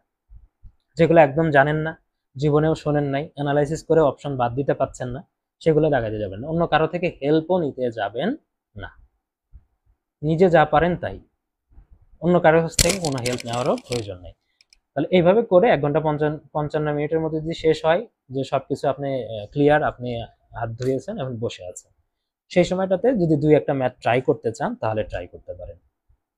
ঠিক আছে, 2-1টা ম্যাথ যদি ট্রাই করতে চান যে ম্যাথ আরো কিছু একটা দেখি, যে ম্যাথগুলো আমি দাগাইনি, শেষ 5 মিনিটে সেগুলো ট্রাই করতে পারেন। সব শেষ করার পরে এসে যদি সময় থাকে এক্সট্রা, তখন শেষে ম্যাথগুলো ট্রাই করতে পারেন, যে ম্যাথগুলো আপনি আগে দাগেন নাই। ঠিক আছে, তাহলে এই তো মোটামুটি ছিল। তারপরে যখন মানে বেল দিবে, মানে আপনার সময় যখন শেষ হবে, সবকিছু সুন্দরভাবে গুছায় রাখবেন। এর মধ্যেই তো আপনার উপরের অংশ ছিঁড়ে নিবে, পরীক্ষা চলাকালীন উপরের অংশ কিন্তু ছিঁড়ে নিবে, ওটা সাবধানে ছিঁড়বেন, সেটার সময় যেন আপনার মূল জায়গাটা ছিঁড়ে না যায়, সাবধানে ছিঁড়বেন। আপনার যদি মনে হয় আপনি ছিঁড়তে পারছেন না, দায়িত্বরত টিচারের হেল্প নেবেন যদি কারো ক্ষেত্রে এই সমস্যা থাকে। ছেঁড়ার আগে অবশ্যই এটা কি করবেন, উপরের অংশে থাকে একটা ভাঁজ ডট চিহ্ন দেওয়া থাকে, তারপরে যদি মনে হয় একবার ভাঁজ করে নেবেন, তাহলে ভাঁজ করে নেওয়া যায়, ভাঁজ করে নিলে তো সমস্যা হয় না ওই জায়গাটাতে, ভাঁজ করে নিলে আবার ছেঁড়াটা ইজি হয়। আবার যদি মনে হয় যে এখানে ধরে সাবধানে ছিঁড়বেন, সেটাও করতে পারেন, একদম সবকিছুই বলছি। মাঝখানে এটা কিন্তু আপনার কাছ থেকে নিয়ে নিবে। শেষে কোনো তাড়াহুড়া না করে, কারণ ওই টিচাররা তো তাড়াহুড়া করবে হোমওয়ার্কটা নেওয়ার জন্য। ঠিক আছে, আপনারা ওই তাড়াহুড়ার মধ্যে পড়বেন, আগে থেকে রেডি থাকবেন দেওয়ার জন্য, কারণ তাড়াহুড়া করতে গিয়ে যদি ছিঁড়ে যায় তাহলে আপনার পরিশ্রমটাই গেল, সব কি গেল। ঠিক আছে, সাবধানে থাকবেন যাতে করে আপনার কাছ থেকে ফোর্স করে হোমওয়ার্কটা না নিতে হয়। অনেকে আছে যে বেল দিয়েছে দাগাচ্ছেই, দাগাচ্ছে, এইভাবে দাগানো শুরু করছে, টিচার ধরে টান দিল, পুরোটাই গেল, গেছে, শেষ। ঠিক আছে, তাহলে এটা কাজ করা যাবে না, পরীক্ষা দিলেন শেষে অবশ্যই বেল দেওয়ার সাথে সাথেই আপনাকে সবকিছু রেডি করে রাখতে হবে যাতে টিচার এসে নিয়ে যায় ভালোভাবে। তারপর পরীক্ষা 12টায় শেষ হয়ে গেল, ধীরে সুস্থে এসে 12টা মানে শুক্রবার পরীক্ষা হয়, গোসল দিয়ে নামাজ টামাজ পড়বেন, তারপর নামাজ হইলে খাওয়া দাওয়া করে তারপর প্রশ্ন নিয়ে বসতে পারেন, এই বিষয়গুলো। আর সাথে এই তো মোটামুটি সব আমি কথা বলেই দিলাম। আপনাদের প্রশ্ন শোনার আগে আমি আর একটা কথা বলে রাখি, দেখেন 26 তারিখে আপনাদের পরীক্ষা হচ্ছে, আমার 28 তারিখে 28 এপ্রিল হচ্ছে জয়নিং। যারা আমার স্টুডেন্ট আছেন, মেইন কোর্সের স্টুডেন্ট আছেন তারাও দেখছেন, ডিটারমেন্ট প্যাকেজের স্টুডেন্ট আছেন, আলাদা করে আরএসআই এর স্টুডেন্ট আছেন তারাও দেখছেন, এক্সাম প্যাসের স্টুডেন্টও আছেন। ঠিক আছে, তারাও কিন্তু আছে। 26 তারিখে আপনাদের যেহেতু পরীক্ষা, এখন আমার যদি একটু ফ্রি সময় থাকতো তাহলে প্রশ্নগুলো আমি ভালোভাবে, আমি হয়তো সময় লাগবে প্রশ্ন সলভ দিতে, আমি প্রশ্ন যদি সলভ করাই তাহলে যে আরএসআই পদ্ধতি যেটা আছে 46তম বিসিএস এর প্রশ্নটা আমি ওভাবেই সলভ করাবো, হয়তো বা সেটা মে মাসে গিয়ে। কিন্তু ইনস্ট্যান্ট যেটা প্রয়োজন হয় যে আমাদের মেইন কোর্স থেকে বা ডিটারমেন্ট প্যাকেজ থেকে আপনারা কেমন মানে উপকৃত হলেন, আরএসআই প্রোগ্রাম থেকে কেমন উপকৃত হলো, এই জিনিসটা কিন্তু অনেকেরই জানতে চাওয়ার ইচ্ছা থাকে, আপনাদের ইচ্ছা করে বা আমারও ইচ্ছা করবে কেমন পড়লো। ঠিক আছে, প্রশ্ন দেখে আমি বুঝতে পারবো এতটুকু আছে, কিন্তু এক্সাক্ট নাম্বার তো নিয়ে আসা সম্ভব না। এক্ষেত্রে আমার চেয়ে আমি পড়িয়েছি, আমার চেয়ে আপনারা পড়েছেন এবং 2-3 বার অনেকে রিভিশন করেছেন, আপনাদের মাথায় কিন্তু ভালোভাবে এটা থাকবে যে কোনটা কোনটাতে মানে কোনটা কমন পেয়েছেন আপনারা স্টুডেন্ট যারা আছেন। আপনার কাজ হলো যে আমার দেখা যাবে যে 26 তারিখে পরীক্ষা, আপনাদের সময় দিতে পারছে না, আমাকে এই সবকিছু অ্যারেঞ্জমেন্ট করে তো আমাকে ঢাকার উদ্দেশ্যে রওনা দিতে হবে পরের দিনই। ঠিক আছে, তো দেখা যাবে যে আমি হয়তো বা খুব বেশি এটাতে সময় দিতে পারছি না। তো আপনাদের মধ্যে থেকে যারা মানে আমাকে শ্রদ্ধা করেন, আমার পরিশ্রমকে শ্রদ্ধা করেন, যেহেতু সময় থাকলে এই কাজটা আমি নিজেই করতাম, দায়িত্ব নিয়ে পুরোটাই আমি নিজেই করতাম। মেইন কোর্স, আরএসআই বা ডিটারমেন্ট প্যাকেজ বা 8000 এমসিকিউ কোনটা থেকে কতগুলো কমন আসছে, এটা এটা ধরেন টানা 1-2 দিন সময় নিয়ে আমি নিজেই করে ফেলতে পারতাম। যেহেতু আমার চাকরিতে জয়েনিং করার ব্যাপারটা আছে, এই কাজটা আমি চাইলেও করতে পারছি না। তো সেক্ষেত্রে আমি বলবো যে আপনাদের রিকোয়েস্ট থাকবে যারা স্টুডেন্ট আছেন তারা পরীক্ষা দিয়ে এসে, যাদের অন্য কোনো ব্যস্ততা নাই, নিজ শহরে আছেন, হ্যাঁ, তারা কাইন্ডলি এই কাজটা একটু করে দিবেন, এবং কে করতে চান সেটা পরীক্ষা দিয়ে এসে নক দিয়ে আমাকে একটু জানাবেন। এই রিকোয়েস্টটুকু থাকলো।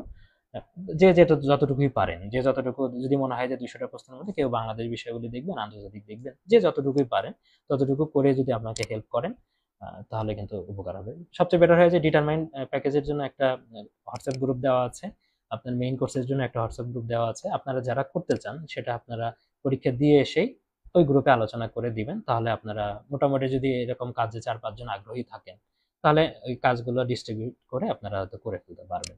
ঠিক আছে, এটা আমার জন্য সুবিধা হয়। অবশ্যই হোয়াটসঅ্যাপ গ্রুপে সেই বিষয়গুলো নিয়ে আলোচনা করবেন। এটা একটু বলে দেওয়ার ছিল আপনাদের, যে এই কাজটুকু আমার পক্ষ থেকে অনুরোধ থাকলো, যেহেতু আমি করার সময়টা পাবো না। আচ্ছা, এখন আপনাদের কোনো প্রশ্ন থাকলে সেই প্রশ্নের, আমি কোনো কিছু বাদ দিলাম কিনা পরামর্শ দেওয়ার ক্ষেত্রে সেটাও আমাকে জানাইতে পারেন। আরো যদি কোনো প্রশ্ন থাকে প্রস্তুতি নিয়ে, বাদ বাকি সময়গুলো নিয়ে, সময়ে কিভাবে কি পড়বেন, আপনার একান্ত কিছু প্রশ্ন যদি থাকতে পারে, ব্যক্তিগত প্রশ্ন থাকতে পারে পড়াশোনার ব্যাপারে, সেটা জানাইতে পারেন কমেন্টে, আমি সেটার অ্যান্সার দিব। আর আগেও কিছু আমি কমেন্ট পেয়েছি, সেগুলো একটু দেখি। আপনার এর মধ্যে বাদ বাকি এটা কমেন্ট করে জানান।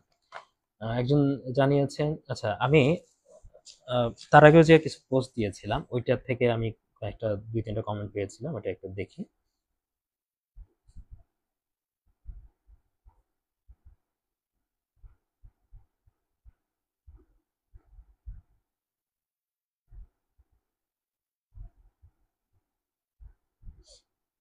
আচ্ছা, শেষের 3 দিন কিভাবে পড়ে যাব ইমদাদুল হক বলেছিলেন। আগে তো অনেক পড়েছে, এখন তো সব রিভিশন করা সম্ভব হচ্ছে না। আচ্ছা, এখানে বিষয়টা আমি বললাম যে শেষ 3 দিনের যে বিষয়টা, কোন কোন সাবজেক্ট দেখবেন এগুলোই, হ্যাঁ, আপনি যা যা পড়েছেন সবই একবার দেখে যাওয়ার চেষ্টা করবেন। আর এতদিনে ইম্পর্টেন্ট জিনিসগুলো বুঝে গেছেন বিভিন্ন জায়গাতে, বিগত প্রশ্ন সলভ করতে গিয়ে ইম্পর্টেন্ট জায়গা বুঝেছেন, এমসিকিউ পরীক্ষা দিতে গিয়ে ইম্পর্টেন্ট জায়গা বুঝেছেন, সর্বশেষ মডেল টেস্ট দিতে গিয়ে ইম্পর্টেন্ট প্রশ্নগুলো কিন্তু বুঝেছেন বিশেষ করে, হ্যাঁ। কারণ মডেল টেস্টের মোটামুটি ইম্পর্টেন্ট জায়গাগুলো থেকে প্রশ্ন করা হয়, সেই জায়গাগুলোতে আপনি ভুল করেছেন অবশ্যই। তাই এই কয়েকদিন, শেষ 3 দিন যখন এই বিষয়গুলো পড়বেন, প্রত্যেকটা সাবজেক্ট আমি কোন সময় কোনটা পড়বেন এটাও আমি বলে দিলাম কোন দিন। এটা পড়ার সময় তো অবশ্যই আপনার মনে পড়বে যে এই প্রশ্ন দাগানোর সময় আমি এই টপিক থেকে প্রশ্নটা আসছিল, আমি ভুল করেছি। তো সেটা অবশ্যই গুরুত্ব দিয়ে পড়বেন। এটা একটা বিষয়। আর আরেকজন বলেছেন অনুস্বর মেহেদী, যে অনুমান করে দাগানোর কোনো টেকনিক আছে কি? অনুমান করে দাগানোর ক্ষেত্রে যে আমি বললামই যে 3টা বিষয় একদম আপনি জীবনে শোনেন নাই, কোনোদিন পড়েন নাই, দেখেন নাই, সেগুলো শুরুতেই ক্রস। একবার প্রশ্নটা দেখবেন, অপশনগুলো দেখবেন। অপশনও কোনোদিন শোনেন নাই, পড়েন নাই, দেখেন নাই, বাদও দেওয়া যাচ্ছে না। প্রশ্নটাও কোনোভাবেই আপনি আগে কখনো শোনেন নাই, তাই সেটা শুরুতেই ক্লাস, এটা অনুমান করার কোনোই দরকার নেই। প্রশ্ন আপনার প্রশ্ন কমন নাই, অ্যান্সার কমন, অ্যান্সারগুলো আগে ক্রস করা শুরু করেন। 50-50 থাকলেই, আপনার 2টা অপশনের মধ্যে কনফিউশন থাকলেই দাগাবেন। এটাই অনুমান করে দাগানোর টেকনিক। অনুমান করে দাগানোর টেকনিক এটাই। ঠিক আছে?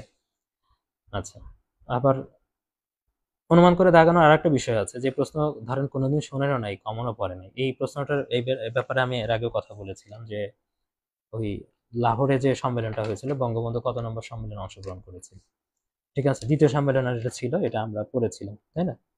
তো এটাও কিন্তু আমরা দেখলাম যে এটা ক্যালকুলেশন করে কিন্তু করা যায়, ওআইসির যে সম্মেলনটা হয়েছিল, যে এটা আগেও আমি কোনোদিন পড়েন নাই, আপনারাও কোনোদিন পড়েননি, কিন্তু ক্যালকুলেশন করবেন যে বঙ্গবন্ধু শেখ মুজিবুর রহমান হচ্ছে 1975 সাল পর্যন্ত বেঁচে ছিলেন, তার আগ পর্যন্ত ওআইসি সম্মেলন হয়েছিল, ওখানে অপশনই ছিল দ্বিতীয়, চতুর্থ, তারপরে এরপরে ছিল দ্বিতীয় থেকে শুরু, দ্বিতীয়ের পরে চতুর্থ ছিল, চতুর্থের পরেই মনে হয় পঞ্চম, ষষ্ঠ এরকম একটা ছিল, তাই না? তো দেখা যায় যে ওআইসি সম্মেলন আপনি হয়তো পড়েছেন যে প্রত্যেক 3 বছর পর পর হয়। ওআইসি প্রতিষ্ঠিত হয়েছে 1969 সালে। যদিও ওই সময়টাতে এইটা মানে রুলসটা ছিল না যে 3 বছর পর পর হবে, পরে এটা এস্টাবলিশড হয়েছে। তো যখন 74 সালে সম্মেলনটা হলো, ওটা দ্বিতীয় সম্মেলনটা ছিল। তৃতীয় সম্মেলন তো ওর মধ্যে হবে না, আপনি 3-3 যোগ করে দেখলেও যে তৃতীয় সম্মেলনটা কোনোভাবেই 1975-এর মধ্যে কিন্তু আসে না, যদি 3 করে যোগ করেও যান। তার মানে ডেফিনেটলি তৃতীয়টা নাই এটা, তো চতুর্থ তো হবেই না। তো এইভাবে কিন্তু দ্বিতীয়টা কিন্তু দাগাইতে পেরেছিলেন। তো এইভাবে কিছু ক্যালকুলেশন করেও কিন্তু দাগানো যায়। আপনার ম্যাথমেটিক যদি বিষয় থাকে, সালের ক্ষেত্রে কিছু কিছু বিষয় আছে যেগুলো দেখে অ্যানালাইসিস করে দাগাইতে পারবেন, যে কোনটা, যেমন বঙ্গবন্ধু শেখ মুজিবুর রহমানের, যেটা 1975 সালে তিনি মারা গেছেন, তার আগ পর্যন্ত চিন্তা ভাবনা করে কিন্তু দাগানো গেল। তো এই বিষয়গুলো থাকে যে অনুমান করে এগুলো কিছু দাগানো যায়। আবার আছে অনুমান করে, যেমন গত বছরই যেটা ছিল, যে এটা অনুমান বলবো কি বলবো না, গত বছর না তার আগের বছরে কততম বিসিএস। আচ্ছা, এটা খুঁজে পাচ্ছি না, যাই হোক প্রশ্নটা মাথায় আছে যে কত সালে কৃষি সমারোহ অনুষ্ঠিত হয়নি, তাই না? এটা এই প্রশ্নটা আসছিল। তো সর্বশেষ ওই প্রশ্ন যখন আমরা দেখলাম যে 19 সালে কৃষি সমারোহ হয়েছে, অপশনের মধ্যে ছিল 2015 সাল, তো 15 সাল 19 সাল, তো ডেফিনেটলি আপনি বুঝবেন যে 15 সালে মানে একদম কাছাকাছি সময় তো কৃষি সমারোহ হবে না, 3 বছর পর পর বা 4 বছর পর পর তো হয় না, 10 বছর লাগবে। তার মানে ডেফিনেটলি এই যে 2015 সালে কৃষি সমারোহ অনুষ্ঠান হয়নি, এই প্রশ্নটা কিন্তু কমন না, তারপরে দাগানো গেছে, কারণ এটা আপনি দেখেই বুঝছেন 2019 সালে কৃষি সমারোহ সর্বশেষ হয়েছে, তার মানে তার 2015 সালে এটা হবে না, যে কোনো একটা অপশনই চুজ করতে হবে, তো এটাই আনসার কিন্তু দাগানো গেছে। তো এই বিষয়গুলো থাকবে। আর একটা যে বিষয় বলি সেটা হলো যে আপনার দাগানো অনেক জিনিস ভুল হবে, যেগুলো আপনি জানেন, শিওরলি জানেন, আগেও আপনি পরীক্ষায় ফেস করেছেন, কখনো ভুল হয় নাই, কখনোই ভুল হয় না। পরীক্ষায় অনেক বিষয় আছে ফেস করেছেন আপনি, এর আগে আপনি কখনোই সেই বিষয়গুলো ভুল করেন না। আচ্ছা, যেমন আমার একটা উদাহরণে আমি বলি আপনাকে, এটা কততম বিসিএস এর, যেটা জানা প্রশ্ন, 43তম বিসিএস এটা হয়েছিল। এই প্রশ্ন দেখেন, নিজের উপরই পরে ধিক্কার হবে, আপনি আপনার পরীক্ষার হল থেকে বের হয়ে আমরা নিজেদের অনেক ধিক্কার দিই যে এই প্রশ্নটা কেন পারলাম না, ইস এটা ভুল করলাম কেন, নিজের উপর চরম রাগ হয়। এরকম রাগের প্রশ্ন কিন্তু সবারই হয়েছে, আমারও হয়েছে। এই খেয়াল করে দেখেন 90 নম্বর প্রশ্ন, এটা ক্রস দিয়েছি, ম্যানিলা কোন ফসলের উন্নত জাত, এটা দাগানোর সময় মানে তুলা দাগিয়ে দিয়েছি। তুলা তামাকের মধ্যে কনফিউশন, আপনি হচ্ছে রূপালী ডেলফোস তুলা, তারপরে সুমাত্রা ম্যানিলা ম্যানিলা এগুলো আপনি পড়লেন তামা, এটা আপনার পড়া আছে, প্রচুর পরীক্ষা দিচ্ছেন, আপনি সব জায়গায় জায়গায় রাইট করেছেন, কিন্তু পরীক্ষার হলে গিয়ে দেখবেন যে কোনো এক কনফিউশনে পড়ে কোনো একভাবে মাথা আওলায় গিয়ে আপনার জানা জিনিসটা আপনি ভুল দাগায় দিয়ে আসবেন। এই জিনিসটা আমি নিজেও ভুল দাগায় দিয়ে আসছি, এটা পারি না তা না, কিন্তু পরীক্ষার হলে কিন্তু দাগায় দিয়ে আসছি ভুল। তো এরকম থাকবে যে আপনার জানা জিনিস এরকম আছে যে 4-5টা এরকম জানা জিনিস আপনি জীবনে কখনোই ভুল করেন নাই, আপনি ভুল করে আসছেন, এবং পরীক্ষার হলে দেখেও আপনার মনে আবার ইনস্ট্যান্ট অনেক সময় আবিষ্কারও করতে পারবেন যে আমি এটা তো জানতাম, আগে কখনো ভুল করি নাই, এটা কেন দাগাইলাম, পরীক্ষার হলে ইনস্ট্যান্টও মনে পড়ে এই বিষয়গুলো। তো সেটা নিয়েও প্যানিক হওয়ার বিষয় না, এটা নর্মাল সিচুয়েশন, সবারই হয়, এটা সবারই হয়, এটা নিয়ে মন খারাপ করবেন না বা হাই হতাশ করে অন্যগুলো খারাপ করবেন না। আমার যা যা পরীক্ষার হলের সিনারিও, 6টা বিসিএস পিলি দিয়েছি, 6টাতেই টিকেছি, এবং বিভিন্ন বিসিএস এ যে যেগুলো আমি এক্সাম হলের সিনারিও গুলো দেখেছি, আমার যে অভিজ্ঞতার মধ্যে আমি পড়েছি, সবকিছু মিলাই একটা পরামর্শ দেওয়ার আমি চেষ্টা করলাম, ঠিক আছে? এবং খেয়াল করে দেখেন আমি যে স্ট্র্যাটেজি চলেছে, 6টা বিসিএস পিলির আমি কিন্তু একটা তো ফেইল্ড হইনি, যে কটা দেওয়া লাগছে ফেইল্ড কিন্তু হইনি। আপনি যে পরামর্শ দিলাম এই পরামর্শ কিন্তু আমি শুরু থেকেই কিন্তু আমি আমি এই স্ট্র্যাটেজি মডেল টেস্ট করে স্ট্র্যাটেজি মডেল টেস্ট দিয়ে এই স্ট্র্যাটেজিটা এস্টাবলিশ করেছি, পরীক্ষার হলে দেখেছি। হয়তো শুরুর দিকে আমি কম দাগাইতাম, কম দাগাইলেও মানে একদম কম না, একটা মোটামুটি লেভেল, স্ট্যান্ডার্ড লেভেলে যে যে পর্যন্ত দাগাই আসলে আমি সিকিউর থাকতে পারবো, বাট পরীক্ষার হল থেকে বের হয়ে আমাকে টেনশন করা লাগবে না। কোনো বিসিএসই প্রথম বিসিএসটা ছাড়া আমি কিন্তু টেনশন করি না। প্রথম বিসিএসে যখন একটা এস্টাবলিশড হয়ে গেল, প্রথম বিসিএসটা স্পেশাল ছিল, ডেন্টাল পার্ট আলাদা ছিল, তারপরে এখানে জেনারেল পার্টটা আলাদা ছিল, তো সবকিছু মিলায় ওটা আলাদা বিষয় ছিল। জেনারেল থেকে 40তম থেকে শুরু করে কিন্তু আমাকে 40, 41, 43, 44, 45, ঠিক আছে, এগুলোতে কিন্তু মানে আমাকে কোনো ধরনের পরীক্ষার হল থেকে বের হয়ে এসে কোনো টেনশনে থাকতে হয় না যে টিকবো কি টিকবো না। আপনি পরীক্ষার হলেই কিন্তু বুঝে যাবেন যে আপনি টিকবেন কি টিকবেন না, মানে পরীক্ষার হল থেকে বের হওয়ার পরপরই কিন্তু বুঝে যাবেন। একটা এই বিষয়গুলো থাকে এর মধ্যে, কিন্তু দেখেন এই যে অনেক জানা জিনিস পারাটা, এটা 99 মানে যারা টিকবে, টিকা স্টুডেন্টের মধ্যে 99% স্টুডেন্ট এটা পারবে, তারপরেও এটা আমি ভুল করেছি। আপনারও এরকম হবে, যে এরকম আপনি দেখেন যে এটা পেরেছে 99% স্টুডেন্ট পেরেছে, সে হয়তো বা আপনি যেটা পেরেছেন ওইটা অনেকেই ভুল করেছে জানা প্রশ্নের মধ্যে, এরকম সবারই হবে। সুতরাং এটা নিয়ে কোনোভাবে প্যানিক হবেন না, আশা করি। পরীক্ষার হলটাতে সবকিছু যা যা দিলাম, এটা মানে পরামর্শ যা যা দিলাম, এটা সুন্দরভাবে মাথায় রেখে ঠান্ডা মাথায় একদম কুল হয়ে যাবেন। পরীক্ষার হলে কিন্তু এই বিষয়টা কুল হওয়া যায়, আমি কিন্তু কুল থাকতে পেরেছি। এই সিচুয়েশন গুলো কিন্তু গত বছরও কিন্তু, যেটা আমি বললাম না, পরীক্ষার হলে কোনো ঘড়ি ছিল না, তো আমি জানি যে এই সিচুয়েশন আমি এর আগের বারও ফেস করেছি, বা বিভিন্ন হলেও আমি এটা শুনেছি। তো অনেক হলে দেখা যায় যে ঘড়ি থাকলেও নষ্ট থাকে, এই সিচুয়েশন গুলো থাকে। তারপরে যে যিনি গার্ড দিবেন তার সাথে কোনো ধরনের মানে আপনি নিজেকে জাহির করতে যাবেন না যে আপনি আগে 2-3টা প্রিলি টিকেছেন, বা ক্যাডার হয়ে অনেকে পরীক্ষা দেয়, তো এগুলো জাহির করার কোনো দরকার নেই, ঠিক আছে? আপনার প্রস্তুতি ভালো, সেটাও জাহির করার কোনো দরকার নেই, না আশেপাশের স্টুডেন্টের কাছে না টিচারের কাছে। পোলাইটলি থাকবেন, সুন্দর করে চুপচাপ পরীক্ষা দিয়ে আসবেন। ওই 2 ঘন্টা আপনাকে অন্য জনের সাথে কন্ট্যাক্ট বা মানে যোগাযোগ বা কথা না বললেও চলবে। 2 ঘন্টারই তো ব্যাপার। নিজের মতো করে থাকবেন, ঠান্ডা মাথায় সবকিছু দিয়ে তারপর হল থেকে বের হয়ে আসবেন। তারপর এসে তারপরে যা যা করেন করুন। কিন্তু ওই সময়টাতে কোনো ধরনের পরীক্ষা হলে ঢোকার পরে আর কোনো কাজ করবেন না, মানে এ ধরনের কোনো ইয়েতে যাবেন না। খুব ঠান্ডা মাথায় সবকিছু হ্যান্ডেল করে চলে আসবেন। এর বাইরেও আনওয়ান্টেড কিছু সিচুয়েশন হতে পারে পরীক্ষার হলে, ঠিক আছে, হইতে পারে, কিন্তু সবসময় মাথাটা ঠান্ডা রাখার চেষ্টা করবেন যে এই বিষয়গুলো কমন সিনারিও হইতে পারে। যতটুকু সময় আছে, 2 ঘন্টা সময় আছে, এর মধ্যে মাথা ঠান্ডা রেখে যে যে বিষয়গুলো বললাম এটা আপনি করতে পারেন। অনেক সময় হইতে পারে যে আপনার পরীক্ষার শুরুতে দেখা যেতে পারে আপনার হচ্ছে আহ, শুরুর 40টা প্রশ্ন দাগাইতে আপনার হচ্ছে 20 মিনিট বা 25 মিনিট সময় লেগে গেল, ঘড়ি দেখেন নাই, খেয়াল করেন নাই, ঠিক আছে, খেয়াল করেন নাই, এটাও প্যানিক হওয়ার দরকার নেই। পরেরগুলো একটু ফাস্ট করে দ্রুত করার চেষ্টা করবেন, পরের দিকে সেই ধরনের টাইম মেক আপ করার চেষ্টা করবেন। এবং আমি বললাম যে এটা সরাসরি হলে ইমপ্লিমেন্ট করা যাবে না। আগামী যে 3 দিন যে মডেল টেস্টগুলো হবে, যারা রেগুলার আগে 7টা মডেল টেস্ট দিয়েছেন তাদের জন্য এই 3 দিন আমার এই যে পরামর্শগুলো যে আমি দিলাম সেই পরামর্শগুলো অ্যাপ্লাই করবেন। আর যারা কোনো মডেল টেস্টই দেন নাই, অবশ্যই এই 3 দিনে 5টা মডেল টেস্ট দেওয়ার চেষ্টা করবেন। এটা শুধু মানে পড়ার জন্য না, আপনাকে পরীক্ষার হলে যে অভ্যস্ততার জন্য দরকার আছে।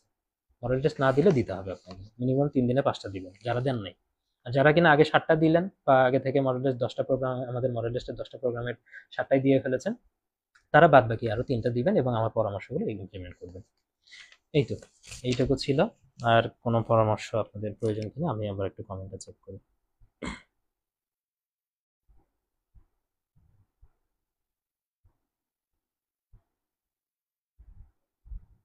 আচ্ছা, একজন প্রশ্ন করেছিলেন আগেই, সেটা হলো মোহাম্মদ আব্দুল কাইয়ুম। হ্যাঁ, কয়টা প্রশ্ন দাগাবো স্যার? আপনার মডেল টেস্ট ব্যাচে এক্সাম দিয়ে শুরুর পাঁচটাতে 125 থেকে 139ও পেয়েছি, 6 নম্বর এবং 7 নম্বরে 95 আর 101 পেয়েছি। মাত্র কিছুটা টেনশন লাগছে, মানে শুরুর দিকে ভালো করলেন, শেষের দিকে খারাপ করছেন, টেনশন লাগার বিষয়। কি করণীয় স্যার? ঠিক আছে, এই যে আমি বললাম যে শুরুর দিকে 125 থেকে 139টা আপনি দাগিয়েছেন, মানে পেয়েছেন, আলটিমেটলি দেখা গেল যে এই 6 এবং 7 নম্বর যে পরীক্ষাগুলো আছে, 2-1 জন ছাড়া ম্যাক্সিমাম নাম্বার কিন্তু কমে আসছে। 7 নম্বর দেখা গেল যে কিছু মডেল টেস্টের প্রশ্নে 160-70 দিকে গেছে, ঠিক আছে, শুরুর কয়েকটা। 7 নম্বর মডেল টেস্টে আমি যতগুলো দেখেছি যে মডেল টেস্টের নাম্বার কিন্তু 130 থেকে 40 হাইস্ট নাম্বার এরকম তো আসছে। তো সেক্ষেত্রে আপনি 101 পেয়েছেন, তার মানে ওটার নাম্বার কিন্তু কমে আসছে। আবার দেখা গেল যে আপনার প্রত্যেকটা মডেল টেস্ট যদি একটা বিসিএস চিন্তা করি, আপনার যে প্রশ্নগুলো সেট হয়, যে প্রশ্নে আপনি ভালো করলেন তার মানে আপনার এরিয়া, যে পড়াশোনার এরিয়া আছে সেই এরিয়াগুলো থেকে প্রশ্ন হয়েছে, জন্য আপনি ভালো করেছেন। আর যেটা আপনি নাম্বার কম পাইলেন, অন্যরা যদি বেশি পায়, তার মানে আপনার পড়াশোনার এরিয়ার বাইরে আহ, থেকে প্রশ্ন এসেছে। সেক্ষেত্রে আমি বলবো অন্যরা যদি ভালো করে আর আপনি যদি না পান সেখানে ভালো করতে, আপনি বুঝবেন যে আপনার পড়াশোনার ঘাটতি আছে, পড়াশোনার ঘাটতি আছে, ঘাটতিটা কাভার করতে হবে। এরকম আমরা দেখেছি। শেষ মুহূর্তে আমি এই কথাটা বলি, আপনাদের ফ্রাস্ট্রেটেড করতে চাই না, তারপরে ইনফরমেশনটা দিতে হবে। সেটা হলো যে অনেকেই 4-5টা প্রিলি দিয়েছে। সে প্রথম প্রিলি দিয়েছে, আমরা জানি যে এক প্রিলি দিয়ে কখনোই ফাইনাল রেজাল্ট পাওয়া যায় না, এর মধ্যে আরো 2 থেকে 3টা প্রিলি দিতে হয়, ঠিক আছে। যারা ধরেন এবং 3টা রিটার্নও দিতে হয়েছে, যেমন 41, 43, 44, 3টা রিটার্ন দেওয়ার পরে আমরা 41-এ রেজাল্ট পেয়েছি। 3টা রিটার্ন দেওয়ার পরে কিন্তু প্রিলি তো কাভার হয়েছে, রিটার্ন কাভার হওয়ার পরে 41-এ রেজাল্ট পেয়েছি। তার মানে 3টা আরো পরে দিতে হয়। এমন অনেকেই থাকতে পারে যে প্রিপারেশনের, যদি আমি বলি যে ধরেন প্রিপারেশন অত ভালোভাবে নেয়নি, 4টা প্রিলি ধরেন দিয়েছে, সে প্রথম প্রিলি দিয়েছে, প্রথম প্রিলিতেই সেই প্রিলি রিটার্ন ভাইবা দিয়ে সে ক্যাডারও হয়েছে, কিন্তু পরে সেটা কিন্তু রেজাল্টটা পাইছে অনেক পরে, কিন্তু পরের প্রিলিতে আর একটাও টিকে নেই। ধরেন পরের 3টা প্রিলি দিয়েছে, সে 3টার একটারও টিকে নেই, এরকম উদাহরণ অনেক আছে। তার মানে সে এবারে যদি আল্লাহ তাকে কবুল না করতো ক্যাডার হিসেবে, তার মানে কিন্তু পরের 3টাতে টিকলো না, মানে কি সে ক্যাডার হইতে পারতো না। এটা কেন হইলো, সিচুয়েশনটা এরকম কেন হইলো? তার প্রিলির প্রস্তুতিটা ভালো ছিল না। সে যেবার প্রস্তুতিটা নিয়েছে, যে জায়গাগুলো থেকে পড়েছে, ওই বারের প্রশ্নের সাথে তার পড়াশোনাটা খাপ খেয়ে গেছে, ঠিক আছে, খাপে খাপ। সে জায়গাগুলোতে প্রশ্ন এসেছে, দাগাইছে, ভালো করেছে, তার প্রিলি সিকিউর হয়েছে। তার যে ফাউন্ডেশনটা সেইভাবে তৈরি হয়নি, কনক্রিট একটা প্রিপারেশন হয়নি, যে প্রিপারেশন হইলে সে প্রিলিতে, জাস্ট প্রিলির প্রত্যেকটা প্রিলির আগে হয়তো 1 সপ্তাহ পড়াশোনা করে পরীক্ষাটা দিবে, এরকম একটা ফাউন্ডেশন তৈরি হতে হবে। যদি এরকম ফাউন্ডেশন তৈরি না হয়, ঠিক আছে, তাহলে বুঝবেন যে প্রিলির প্রস্তুতির একটু ঘাটতি আছে। যদি আপনারও এটার ক্ষেত্রে বলবো না এই সময়টাতে, যে সে জায়গায় এরকম ঘাটতি আছে কিনা, কারণ আমি তো বুঝবো না এটা। তবে যদি অন্যরা নাম্বার বেশি পায়, অন্য নাম্বার থেকে আপনার যদি নাম্বারের ডিস্টেন্সটা বেশি থাকে, ধরেন আপনি যেটাতে 125 পেয়েছেন, ঠিক আছে, সেটার যদি দেখা গেল যে আপনার যে ফার্স্ট হয়েছে, বা ফার্স্ট না, আমি যারা এভারেজ নাম্বার, ফার্স্ট সেকেন্ড যারা হয় তারা খুব বেশি নাম্বার পায়, এভারেজ নাম্বার শুরু হয়েছে, যখন আপনি যখন 125 পাইলেন, পরের গুলোর এভারেজ নাম্বার দেখতেছেন 135, 135 সামথিং, 36, 37, 38, একটা মানে সিরিয়াল আছে, হঠাৎ করে ধরেন 135-এর পরে 145 বা 165 ওঠে নাই, এরা এই নাম্বারগুলো থাকে হচ্ছে শুরুর 2-3 জনের, ঠিক আছে। বাদ বাকিগুলো যে নাম্বারগুলো থেকে সিরিয়াল শুরু হয়েছে, খেয়াল করে দেখবেন যে একটা মডেল টেস্টে একটা নাম্বার, একটা রেঞ্জ থাকে, একটা নাম্বার দেখবেন যে 135, 34, 34 সামথিং, 33, এরকম যখন একটা রেশিও যেখান থেকে শুরু হয়েছে, সেটা হচ্ছে আসল নাম্বার, ঠিক আছে। এটা হচ্ছে মোস্ট, মানে বেশিরভাগ সংখ্যক স্টুডেন্টের নাম্বার হলো এইটা। এখন দেখেন ওই নাম্বারের থেকে আপনার নাম্বার কত পিছিয়ে আছে।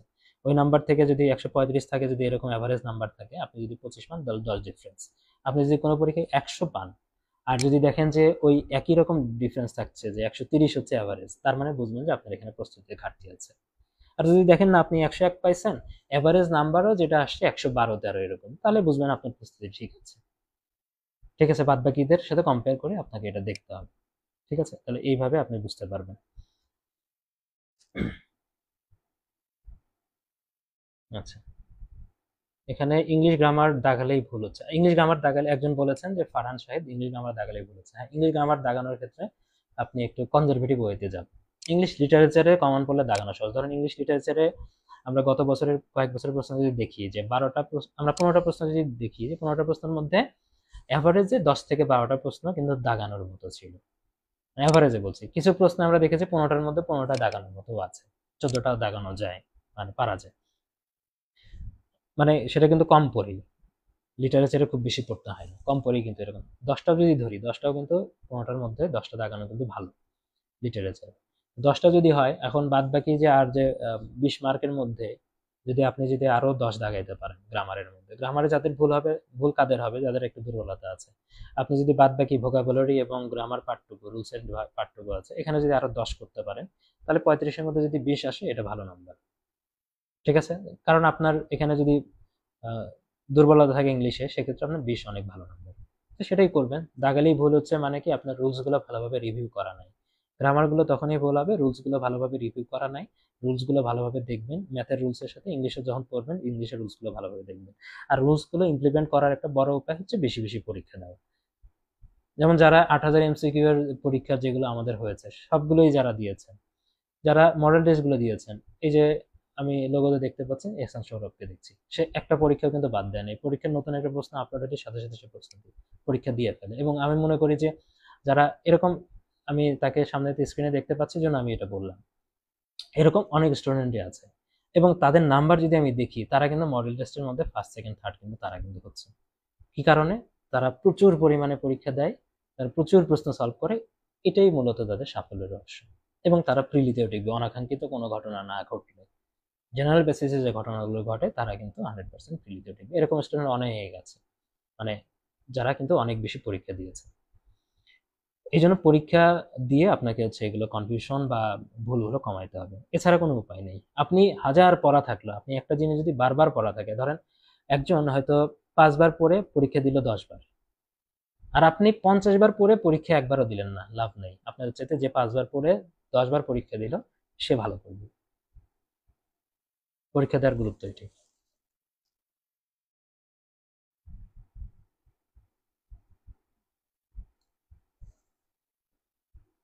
আচ্ছা, বললাম সিট প্ল্যানের ব্যাপারে, আমি বলেছি হয়তো কাল বা পরশুর মধ্যে দিবে, পরশুদিন অবশ্যই ইনশাল্লাহ পেয়ে যাবেন। হ্যাঁ, 3 দিন আগে দিয়ে দেয়, 3 দিন আগে দিয়ে দেয়। আর স্যার ছোট স্টেপলার নিয়ে গেলে সমস্যা হবে কি, যদি স্টেপলার নিজেই করে নিই, না না, প্রশ্নে স্টেপলার করা যাবে না, দরকার নাই এটারও। আর স্টেপলার আপনাকে নিয়ে ঢুকতেও দিবে না, ঠিক আছে। আপনার কাছে শুধু টাকা থাকবে, অ্যাডমিট কার্ড থাকবে, কলম থাকবে, এর বাইরে আর কিছু আপনাকে নিয়ে ঢুকতে দিবে না। সুতরাং এগুলো এগুলো নিয়ে যে আলাদা করে আপনি হ্যারাসমেন্টের মধ্যে পড়বেন, দরকার নেই। যা সাগর আহমেদ হাবিব বলেছেন, অল কোশ্চিন 170 সমান 1.5, মানে ঘন্টার কথা হয়তো বলেছেন। ম্যাথ 30, 30, মোট 1 ঘন্টা 35 মিনিট, বাকি 25 আওয়ারে বুঝতে পারলাম। কি বললি? 25 মিনিট? বুঝতে পারলাম ভাইয়া, প্লিজ আবার একটু বলুন। আচ্ছা, পরের 25 মিনিট আবার 1 নম্বর থেকে আসবেন, শুরু থেকে যেগুলো গোল্লা ভরাট করে, মানে যেগুলো আপনি প্রশ্নে গোল্লা দিয়ে গেছেন মানে দাগান নাই, সেগুলো থেকে আপনি জাজ করা শুরু করবেন যে আপনি কোনগুলো অপশনগুলো বাদ দিয়ে দাগাইতে পারছেন। ঠিক আছে, 50% যেগুলো আছে সেগুলো অবশ্যই দাগাবেন, 70% তো যেগুলো আছে, 75% সেগুলো তো দাগাবেনই। তো এরকম ভাবে আবার শুরুতে আসবেন, শুরু থেকে যেগুলো গোল্লা দিয়েছেন 30 বা 40টা প্রশ্ন যেগুলো গোল্লা আছে সেগুলো ধরে ধরে আবার দাগাবেন সিরিয়ালে। ঠিক আছে, এটাই আমি বলেছি, শেষের 25 মিনিটে আবার প্রথম থেকে শুরু করে শেষ পর্যন্ত আবার যেতে হবে। সাবজেক্ট কোড কি ভরাট থাকবে? সাবজেক্ট কোড বলতে এখানে তো মানে সাবজেক্ট নাই, মানে রিটার্ন তো না, রিটার্নে থাকে সাবজেক্ট কোড, সেটা সাবজেক্ট কোড রিটার্ন পূরণ করতে হয়। প্রিলিতে কোনো সাবজেক্ট কোড থাকে না, এখানে সেট কোড থাকে, সেট কোড ভরাট করাই থাকবে। আপনি যে সেটের প্রশ্ন নেবেন মানে ওখানে ওএমআর কিন্তু সেট কোড ওটা দেওয়াই থাকবে, 1 নম্বর বা 2 নম্বর 3 নম্বর এটা। ঠিক আছে, আপনাকে ওখানে ওই কিছু কিছু জায়গা, যেটা আপনার ভরাট করার জায়গাটা ভালোভাবে রেজিস্ট্রেশন নাম্বারটা ভরাট করবেন, নিজের জেলা আছে, সিগনেচার আছে, সিগনেচার অ্যাডমিট কার্ডে যেটা দিয়েছেন সেটাই দিবেন। ওখানে আবার আলাদা কলাম থাকে যে আপনি কোন সেন্টারে পরীক্ষা দিচ্ছেন, যে সেন্টারে আছেন সেটা সেন্টারের বিষয়টাও। এই বিষয়গুলো মোটামুটি ওএমআর এর উপরের অংশে থাকে, আর নিচের অংশে তো আপনি দাগাবেনই।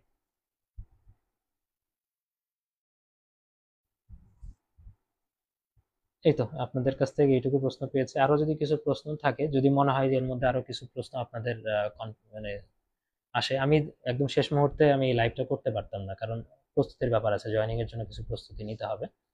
শেষ মুহূর্তে এই লাইভটা আমি করতে পারতাম না, আর শেষ মুহূর্তে পরীক্ষার আগের দিন লাইভ করেও লাভ নেই, পরীক্ষার আগের দিন লাইভ করা মানে হচ্ছে এগুলো হচ্ছে একটা টেনশনের মধ্যে ফেলে দেওয়া বেশিরভাগ ক্ষেত্রে।